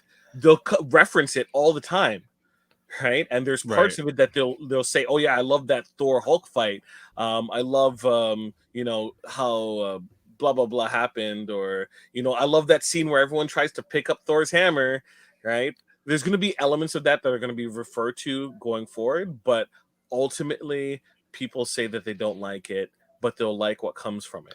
Dave, we have two friends that hate Age of Ultron. Kevin Jody? Millard and Jody. Kevin and Jody. Do No you one hates think it more than Jody. Just so- Kevin hates Age of Ultron a lot too? But do you think they're going to have a similar feeling with Eternals here? Like, do you think they would I look don't at it think- the same way? But very, very hot, possibly. Like, I think my biggest complaint with this movie had to do with sort of this unused potential in this deviant character named Crow. How I he guess because kept- he's the main deviant in the comics. he's like the main deviant, and when he becomes like basically self-aware, he goes from like this animal thing to kind of a thing. And he's like, and you Eternals have been hunting us forever, and all we wanted to do was exist, and et cetera, et cetera. I thought there was more potential there, and I thought like this, like giving Angelina Jolie her glory moment was kind of the trade-off here, and like I think it did a disservice to this movie. They should way- have killed Angelina Jolie. Those two characters are an item in the comics. Well, there you go. Cena and this but- deviant guy. But Dave, what's the alternative? Do you add 20 more minutes to put more like involvement of his story? Do you eliminate his character altogether? And then people are like, well, Eternals are there to kill off deviants. They kill them off earlier ago. We don't refer to them for the rest of the movie, because technically you could do the last part of the movie without any deviant involvement. No, well, they could have killed him off. They didn't have to make him. They didn't have to have him absorb Gilgamesh's power, or at least become like smart like Gilgamesh. And I just think that some of the lines they gave him were really interesting. And maybe I guess the alternative, Jaemeel, is they don't kill him off in this movie. Like they leave this character on the board. Technically, he could still be alive. Technically, it seemed like he was pretty dead. But in that cave scene, Yeah, but like another deviant could become him or whatever. Who cares? Like they could easily bring him back. I have a question. A couple things about ratings. Okay, this is the first like MCU movie that's been like PG-13 in a while, and it's interesting because like it's only PG-13 because of the sex scene, basically. Oh, we didn't even talk about that sex scene, which is unnecessary. It was like Didn't a need to half a second of like shoulders. but Right, it was more like didn't need it. It was like In the gym, just for the shoulders, for the sex. No, it was like I guess when they started having sex, then he's like, it's kind of like that weird like almost like American Pie virginity scene where what's his name? The Jason Biggs. Yeah, not Jason Biggs. No, the other one. Oh, No, not Pie Fucker. that's Jason Biggs. No, the Tara Reid and the guy she's dating in American Pie, right? And they finally have sex there, and that was what it reminded me of, is like sort of this awkward losing your virginity. Oh, Rookie of the Year. Yeah, the Rookie of the Year kid, right? With Tara Reid, Was and that then him? Wow. Yeah, when he had the, I thing. loved Rookie of the Year. I probably saw that movie 25 Rookie of the times Year. when I was a kid. Right, but just like the sex scene, I guess it was to like create this connection for later on when ultimately like he can't kill her, right? because they have like this deep connection because they were married, I guess, and and I guess they're divorced now. But he can't do it. He can't kill her to allow this to stop her, to allow the Celestial, even though he's completely devout and he's been fighting them all and he's been willing to kill them all, even her until this point, but then he doesn't do it. And he ultimately flies himself into the sun, which I also thought was maybe the other thing I didn't like is like sort of what he chooses to do at the end here. But it was Kevin from he's not American dead. Pie. Ajax's not dead. Eternals don't die. They just pop back in like cocoons. They're in the cloud. They're in the cloud. The other thing about ratings, Really bad. guys, this is the first MCU film ever to receive an 18+ rating in Russia, and you want to know why? Because two men kiss each other, and it's Yep. illegal in that country to portray that. For 5 seconds. For like, It got banned from a lot of countries yeah. Yeah. It's so ridiculous. because they wouldn't Yeah, pretty censor it. silly. Usually they send their censored copy to like China and other countries. Disney was but like, "No, we're they not didn't doing want to it censor this time." movie. Yeah. Like, Right. Well, we've been talking about this movie for an hour and a half. I'd actually like to know what you guys how you would rate it, because unless there's anything we've missed, but we got to talk about the mid-credit scene and stuff like that too. But I'd give it a 7 out of 10. That's what I'd give it. let's rate this. Let's bring this in. Okay, and get a little thing. So maybe we'll circle back to what if at the end too here because we haven't. But you're giving it a what, Jeff? 7 out of 10. 7. Davin, you want to give us a rating here? I'll give it a 7.5. No, 7.8. 7.8. Okay. Why is that not working? Back to that. Okay, and Jaemeel? I will give it, interestingly enough, a 7.3 because this movie should have been a TV show, and The Falcon and the Winter Soldier should have been a movie. Interesting. Okay, agree, yeah. yeah. I maybe that, I wouldn't disagree with you there. I said I'd like. You can see I liked Shang-Chi. I gave it a 9.8. I liked it so much. Yeah, maybe Oh, wow. I had rose-colored glasses That's on. like Winter Soldier numbers for me.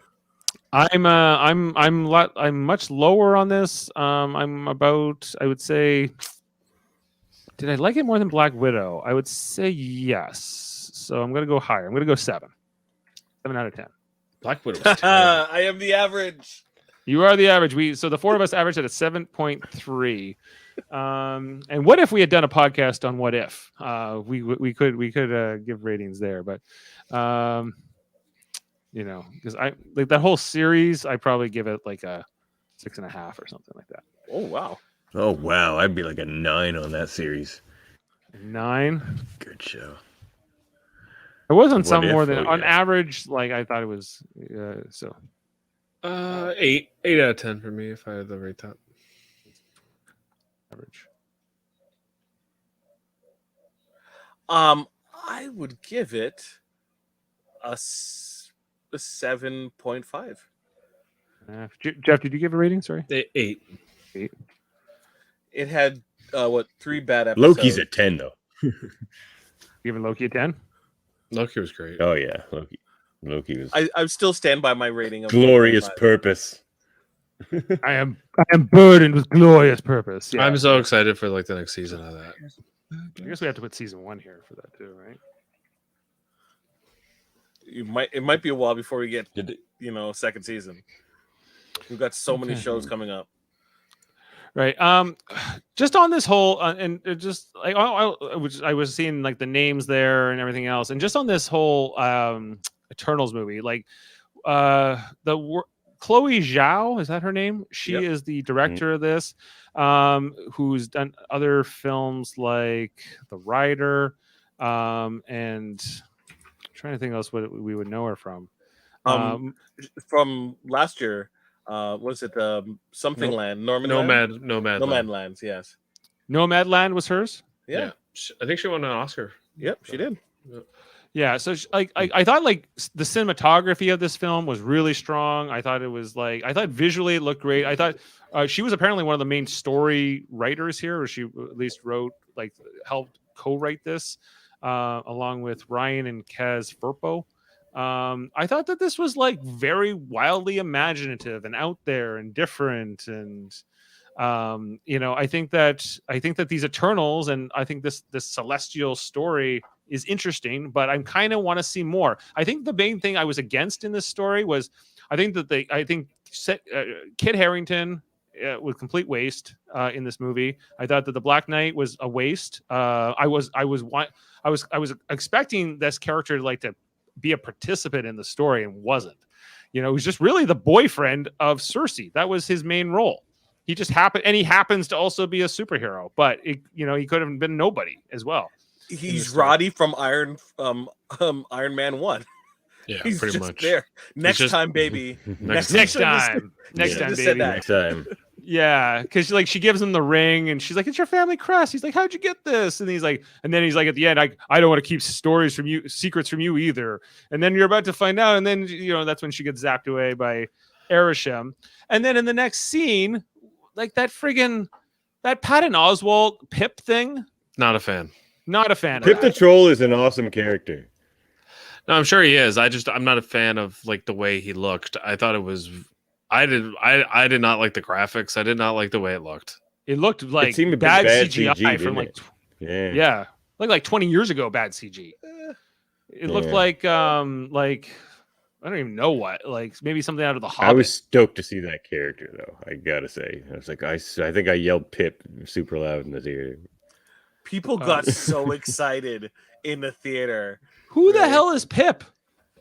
Pip is a member of the Adam Warlock's Infinity Watch. He can teleport intergalactically anywhere. Because the amount of time he spent with the Space Stone. Yeah. Isn't he a Silver Surfer sidekick? Yeah, Space.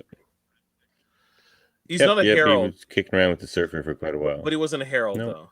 He was called Pip the Troll. I was kind of interested in this Arrow's Star Fox character. Yes. The date rapist of the MCU. Star Fox is hilarious. Yeah. He has pheromone control, so everybody likes him. So that's why he was hitting on Angelina Jolie. He uses to bed more than one superhero. Yes. Becomes a great She-Hulk storyline in the comic books. Yep. But Patton Oswalt is now the Jeffrey idea. Combs of the MCU. What else has he done? He has paid a grand total of, I think it's at 6 characters now in the MCU. Oh my god, what else has he done? Agents of S.H.I.E.L.D. Oh, okay. And also Mordock. On Agents of S.H.I.E.L.D. he played, I can actually get the total of characters. He was Koenig. He was Koenig in S.H.I.E.L.D. I don't count it. I know you do, Jaemeel. I don't count it. I counted. Oh, what? Agents of S.H.I.E.L.D. Eric Koenig. Is it Sam canon? Koenig, Billy Koenig, yes. Thurston Koenig, Ernest Hazard Koenig. Yeah, all the Koenigs. Plus he was MODOK. Right, so. Right, because I'm looking here at the MCU wiki, which I know is not canon either, but it's saying Star Fox, also known as the Prince of Titan, is a Titan species, is Titan and eternal. What? Yep. So we'll see. But Davan says there is no species called Titans. But if you look at there is. If you look at Star Fox, the way he's drawn, he does look a lot like Harry Styles. So I'm not surprised that they. Who the heck is Harry Styles? One Direction. One Direction. Wow. The Pulse. Far from the Pulse. I don't know what my finger showing my ass. You don't know who One Direction is? I know One. You and I Republic. too old for this conversation, Dave? Oh my God. You know One Republic. One Direction, the biggest boy band of the last 10 years, basically. I thought that was that Asian band. BTS. Oh, that's the new one. They're the new one. They surpassed One Direction. Whatever happened to New Kids on the Block? What happened to Backstreet's Back, baby? What happened to the Beatles? Were they the original boy band? I think so. So 210 Yes. to 220 is One Direction. 220 and going forward into the future is BTS. Right. They got that McNugget deal with No, because sauce. they're a really huge band that makes music that people love. That has a rabid fan base. Yeah, they have a huge fan base. I Plus got they're- I got another dirty confession too. Like I You was love watching BTS? Saturday Night Live, and I've always despised Ed Sheeran, but he was on Saturday Night Live, and Me I really liked too. both of his songs last night, and now got them in my head. What's that new song he has? Did he play it? Is it called Shivers?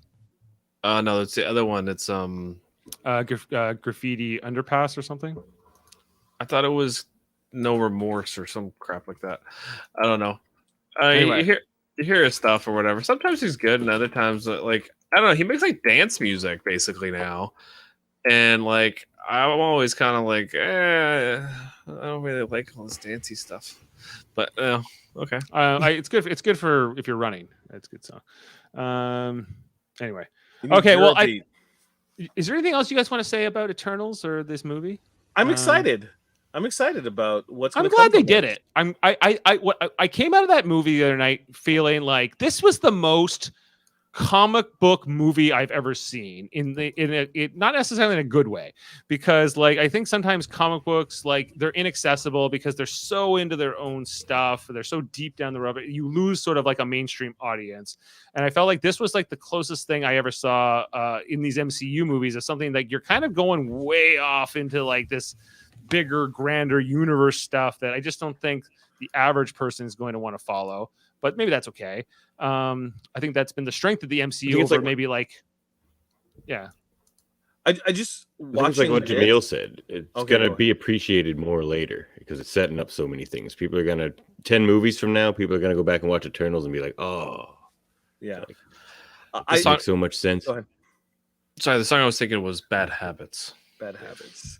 I think it's also interesting to look at the Eternals as a lens of how Kevin Feige would have made an Inhumans movie, Yeah. right? Oh, no one And- cares about them, Jaemeel. I know, but it's interesting to think. I think he I would have don't think the taken Inhumans. I'm sorry. like I personally, outside of Kamala Khan, and Yeah, outside of Kamala. yeah, They're outside of terrible. Kamala, really, I don't really care about the Inhumans, but I think it's interesting that I think we would have seen a similar approach to the movie with this one. And quite honestly, thank you, Feige, for taking the time to pick Eternals over Inhumans, because I think Eternals have more to offer the MCU as a whole than Inhumans would have ever had to. Yeah. And the thing that makes Yep. me sad Except for sometimes Kamala is Khan. like, except for Kamala Khan, something but on the other hand, like it was good and I liked it, and like I would watch it again. I think, even this Eternals movie, even though it wasn't my favorite Marvel movie ever. But then I think I get sad about like how bad what state DC is in, right? Because like I watched an Eternals movie, which is basically like Jack Kirby's New God Yeah. story, and I'm just like, why the hell is this movie coming before like a really good Green Lantern movie or a really good Flash movie or something? Like these are mainstream DC like pillars, and like they still can't get it right. You don't know. The Flash movie might be Because good. Green Lantern doesn't have Batman in it, Dave. Didn't you know if you don't put Batman yeah. in It the might DC be, property, it will but self-destruct? Eternals still won the race. Marvel is winning this race big time. Oh yeah, no, and It's not even a race. It's not a well, race. If you look, Game's over. if you look at the new Suicide Squad movie, to me was exactly what DC should be doing. That Yeah. is what DC should be doing, but they're not smart enough to like realize that for some reason. Like I don't get it, but And- that's make it It's a dark, but Batman make and it funny. Superman Make thing. it They're afraid Yeah. to not use those properties and everything. And Like I that's their disagree cash with you. cow. And if you look at their numbers, like 99% of their money comes from Batman. So it's like, you have to filter these movie ideas through these number guys. And then as soon as it gets to the number guys, they're like, well, where's Batman? Or Harley Quinn? So, Yeah, look, Joker. still one Make a of them, Joker man. movie. For the love Yeah, of you had God. something? Yeah. Dame Mater. I disagree with you with what you're saying about the Flash movie, because it isn't a Flash movie. It's a Flash and Batman team up movie. At the end of the day, like they don't even have trust to just put, Flash in There its you own go. movie, its own Yeah. property. And Yeah. you're absolutely right. It's a numbers game, and there hasn't been a DC movie that has been successful that doesn't have Batman, Superman, or Wonder Woman in it. So it must have all three. Aquaman did well, but even that will be brushed aside because it's like, well, you know, they had the introductory movie with you know, Batman and Superman. That's why Aquaman had such great word of mouth to go and see, right? That's how they're looking at these movies, right? Even they're like, well, what about Joker? Joker's a Batman property. But Joker got made because the guy who made it, the Hangover guy, Todd Phillips, basically begged DC to let him make a low budget Joker movie, and then it made an insane amount of money, won Oscars, and they were like, oh, okay. So what's the result of that? The Batman. I don't know. The Batman, which is going to tie in with that Joker movie. I think he's the young Bruce Wayne from Joker. I disagree. I don't know. Well, time will tell, I guess. But we'll see. It's just a theory. I don't say that I'm right.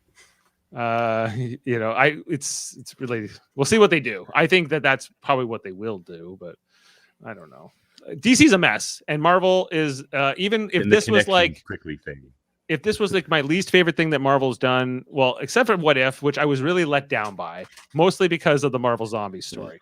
You know, and because so the Marvel zombie story sucks to begin with. No, the comic book Marvel Zombies is amazing. I love it. No.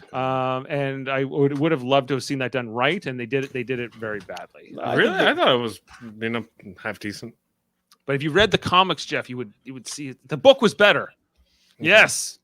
You know, it was great. Because in the comic books, the Marvel zombies still have like their mind, right? They can still talk and they can still like communicate. And these were just like mindless, dumb zombies, like that. Who cares? Like, so I thought that was the big misstep. I liked kind of what they did with the What If, because What If is always The Watcher and all that. Those stories have always been my favorite. But I thought that if you take that Marvel zombies story out of it, I probably like it a lot better. Okay. Let me ask you a question, Dave. If at the end of this movie, Eternals, yeah, right before our Arishma, yes, showed up, if to the left, right, in a background image, you saw Uatu just standing there for a second, and then you turn back and he disappears, and then it showed up, right? You would have freaked out. Yeah, I would have freaked out. Yeah, you would have freaked out. I would have go, ooh, it's Watu. Or, you know, if I think yes. I just like because I'm but that's my own personal thing, because I love the Marvel zombies storyline, all 5 parts of it, you know, going far into the future and everything else. And like what we got was a very watered down, crappy version in What If. So that's my. But all I will say in conclusion, because I know you want to wrap up, I just want to say, because we never talk about it, costume design, great. I thought for the most part, special effects were really well done. I thought the cinematography was especially good. Whoever did location scouting, my gosh, you know, continue paying this person money, because they did a great job. Everywhere looked like true. It didn't, like, at no point did I feel like they were falsely representing where they were. So I thought that was great. Sound was good. The score was forgettable. I didn't really, the score was not anything great. Like no one can hum the Eternals theme. No, I mean, what is the Eternals theme?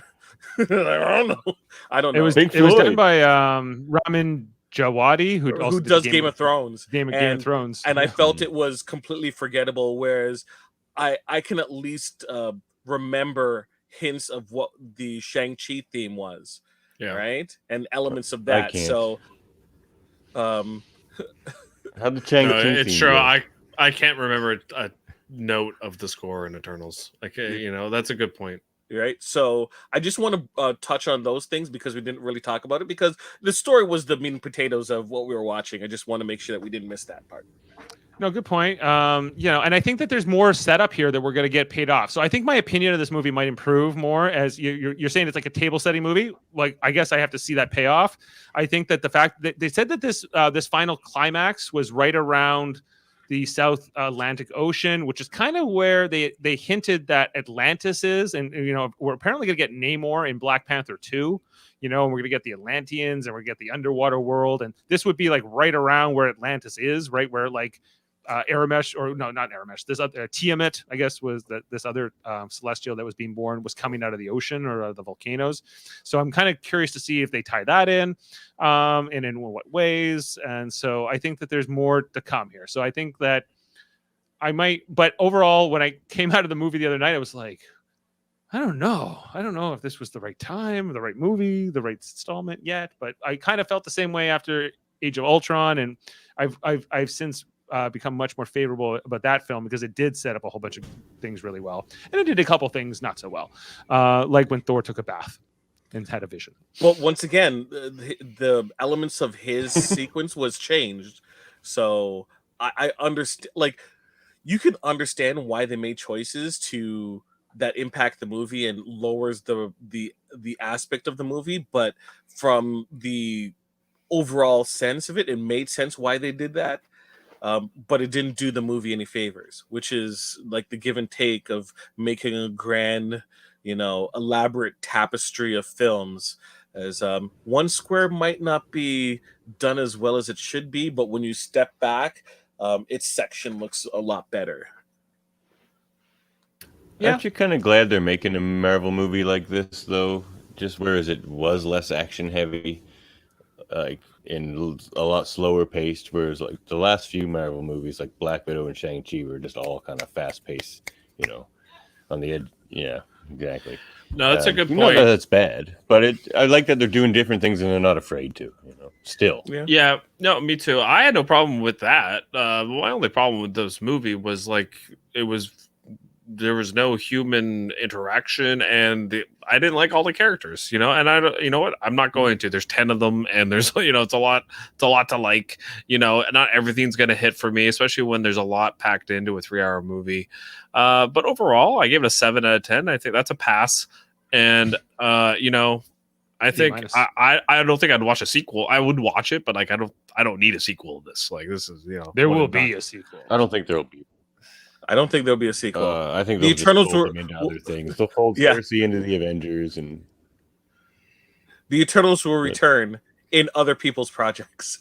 I think we'll get an Eternals too, but I don't know. I guess it all depends how much money this movie makes. I'd watch it. Doesn't if they consider it a success or not. I don't think it's going to make a lot of money, guys. Like I think this movie is not going to do pretty well. I think.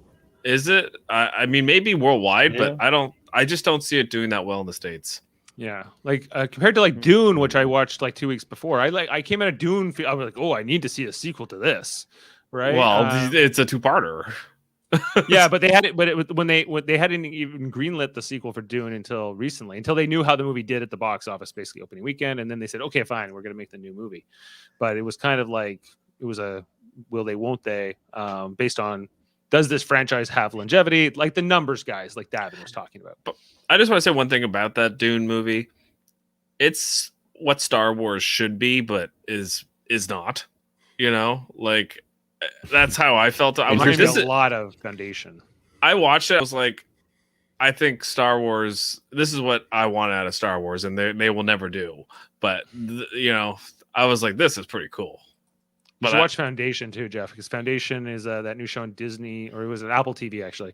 That's a lot like Dune in many ways. Check out that series. Still pushing the Foundation. The original Star Trek took a lot from the Foundation novel, I believe.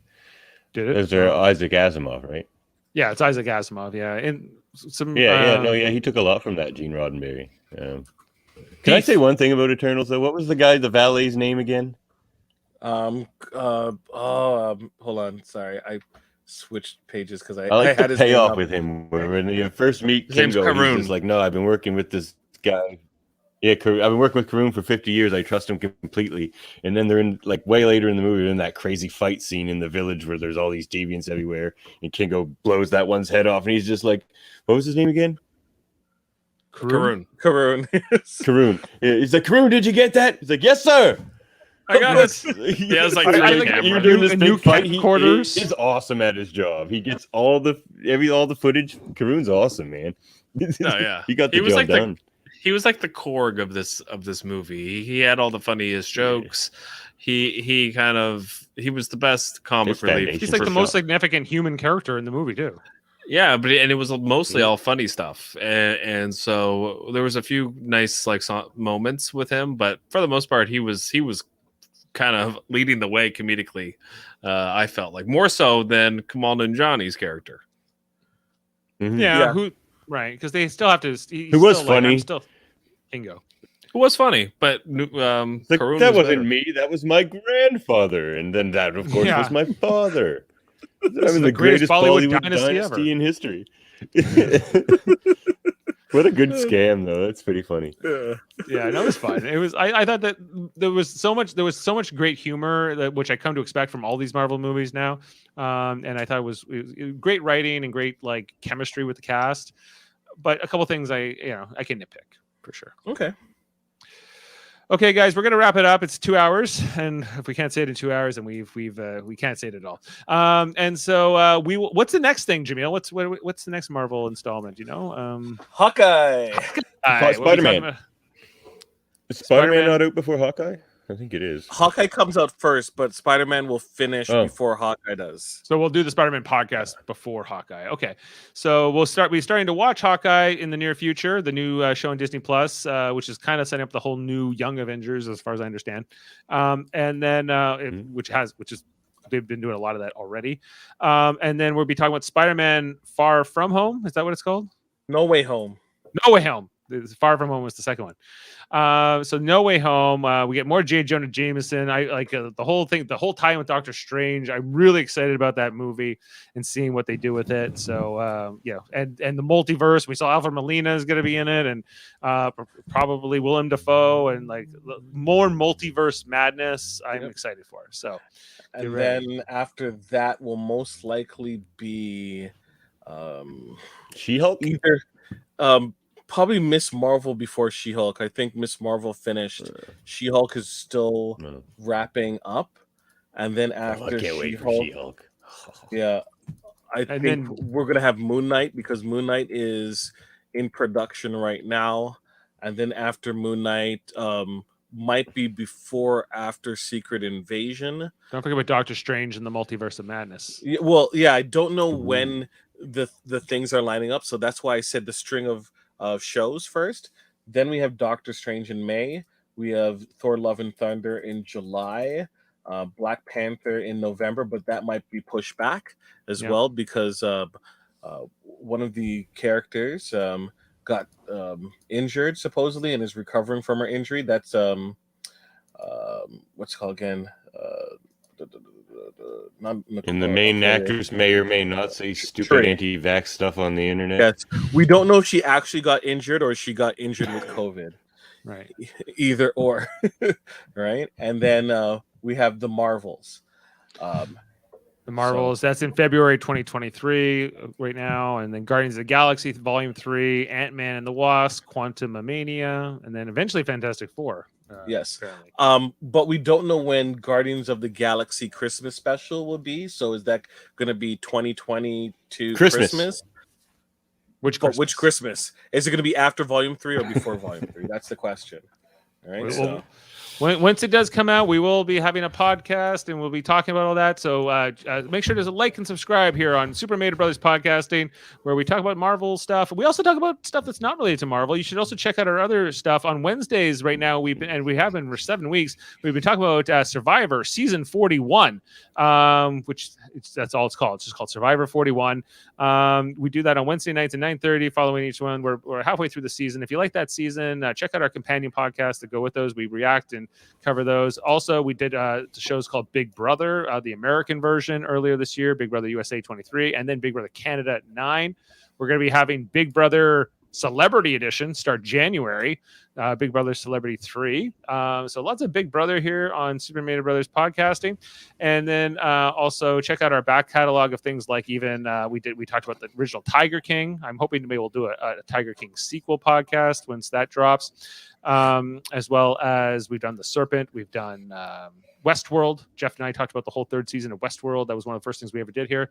So check out all that content. Plus, we have Live Long and Podcast, our Star Trek themed channel, where we talk about Star Trek. Monday nights, Star Trek, the original series. We're wrapping up that as we've been talking about all 79 episodes. This coming Monday night at 7, we'll be talking about, which is tomorrow, we'll be talking about The Cage, the original pilot. Is our second last podcast in that series, which will that podcast on Monday nights will then be replaced by Star Trek Enterprise, which will be starting up in 2 weeks.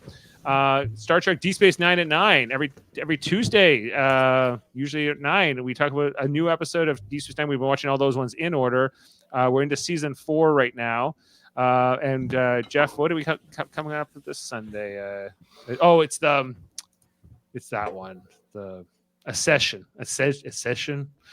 the one with the fake emissary. He's coming in. He comes out of the wormhole after 300 years. So we talk about that Tuesday night. And then Thursday nights, we're also talking about the new Star Trek show, Star Trek Prodigy. I've been doing that with Davan and Jessica Chan over there. So we've already talked about the first 2 airings of Star Trek Prodigy, the new Nickelodeon Star Trek show. So if you want to check out those content as well, make sure to do so. We're in cat boots. We're in cat boots together. And then starting November 18th, I will also be covering Star Trek Discovery Season 4, as that will be starting November 18th. I'll be doing that with Michael Chan and Adam Woodward. So I'll be doing both on Thursday nights in just over a week. And then Trivial Debates is our third channel where we talk about movies, TV, sports, in like a game show format. We do that on last Sunday of every month. We just did one for Halloween about a week ago tonight. So check out our most recent Halloween episode. I was hosting. Davan was on it. I won't spoil it for you. And then we'll be doing another one for November 28th. And also check out Davan's podcast. It's called Locutors of Trek, where you can check out all those things. Boom. Check out Davan's podcast, Locutors of Trek. Great podcast. I'm putting a new episode up tonight. What's it about? It was supposed to go up yesterday, but it's going up tonight. It's about the relationships of Star Trek. Oh, the one you talked about the other night. Friendships, the enemies, the dysfunctional relationships, the romantic relationships, the beating of Klingon hearts, and our top 5 relationships we wanted to see more of. Excellent. No one wanted to see more Kess and Neelix. That's what we know for sure. And actually, I put Kess and Neelix in all 5 of my choices. That you were left wanting more? Yeah. So much more. Yeah. So check out David's podcast, Locutors of Trek. Also check out my son's podcast. It's called Let's Talk About Fighting Games, where you can find it on Spotify, wherever you get your audio podcasts. And I think that's all the plugs, right? Did I miss anything? If not, thank you for being with us to listen to us ramble about Eternals and give this rating and this review. Make sure to like and subscribe and comment and do all those things. And until then, we'll see you next time, which we think will be for Spider-Man, if you're just following the Marvel thread. Okay, take care. And thanks, Davan. Thanks, Jaemeel. Thanks, Jeff.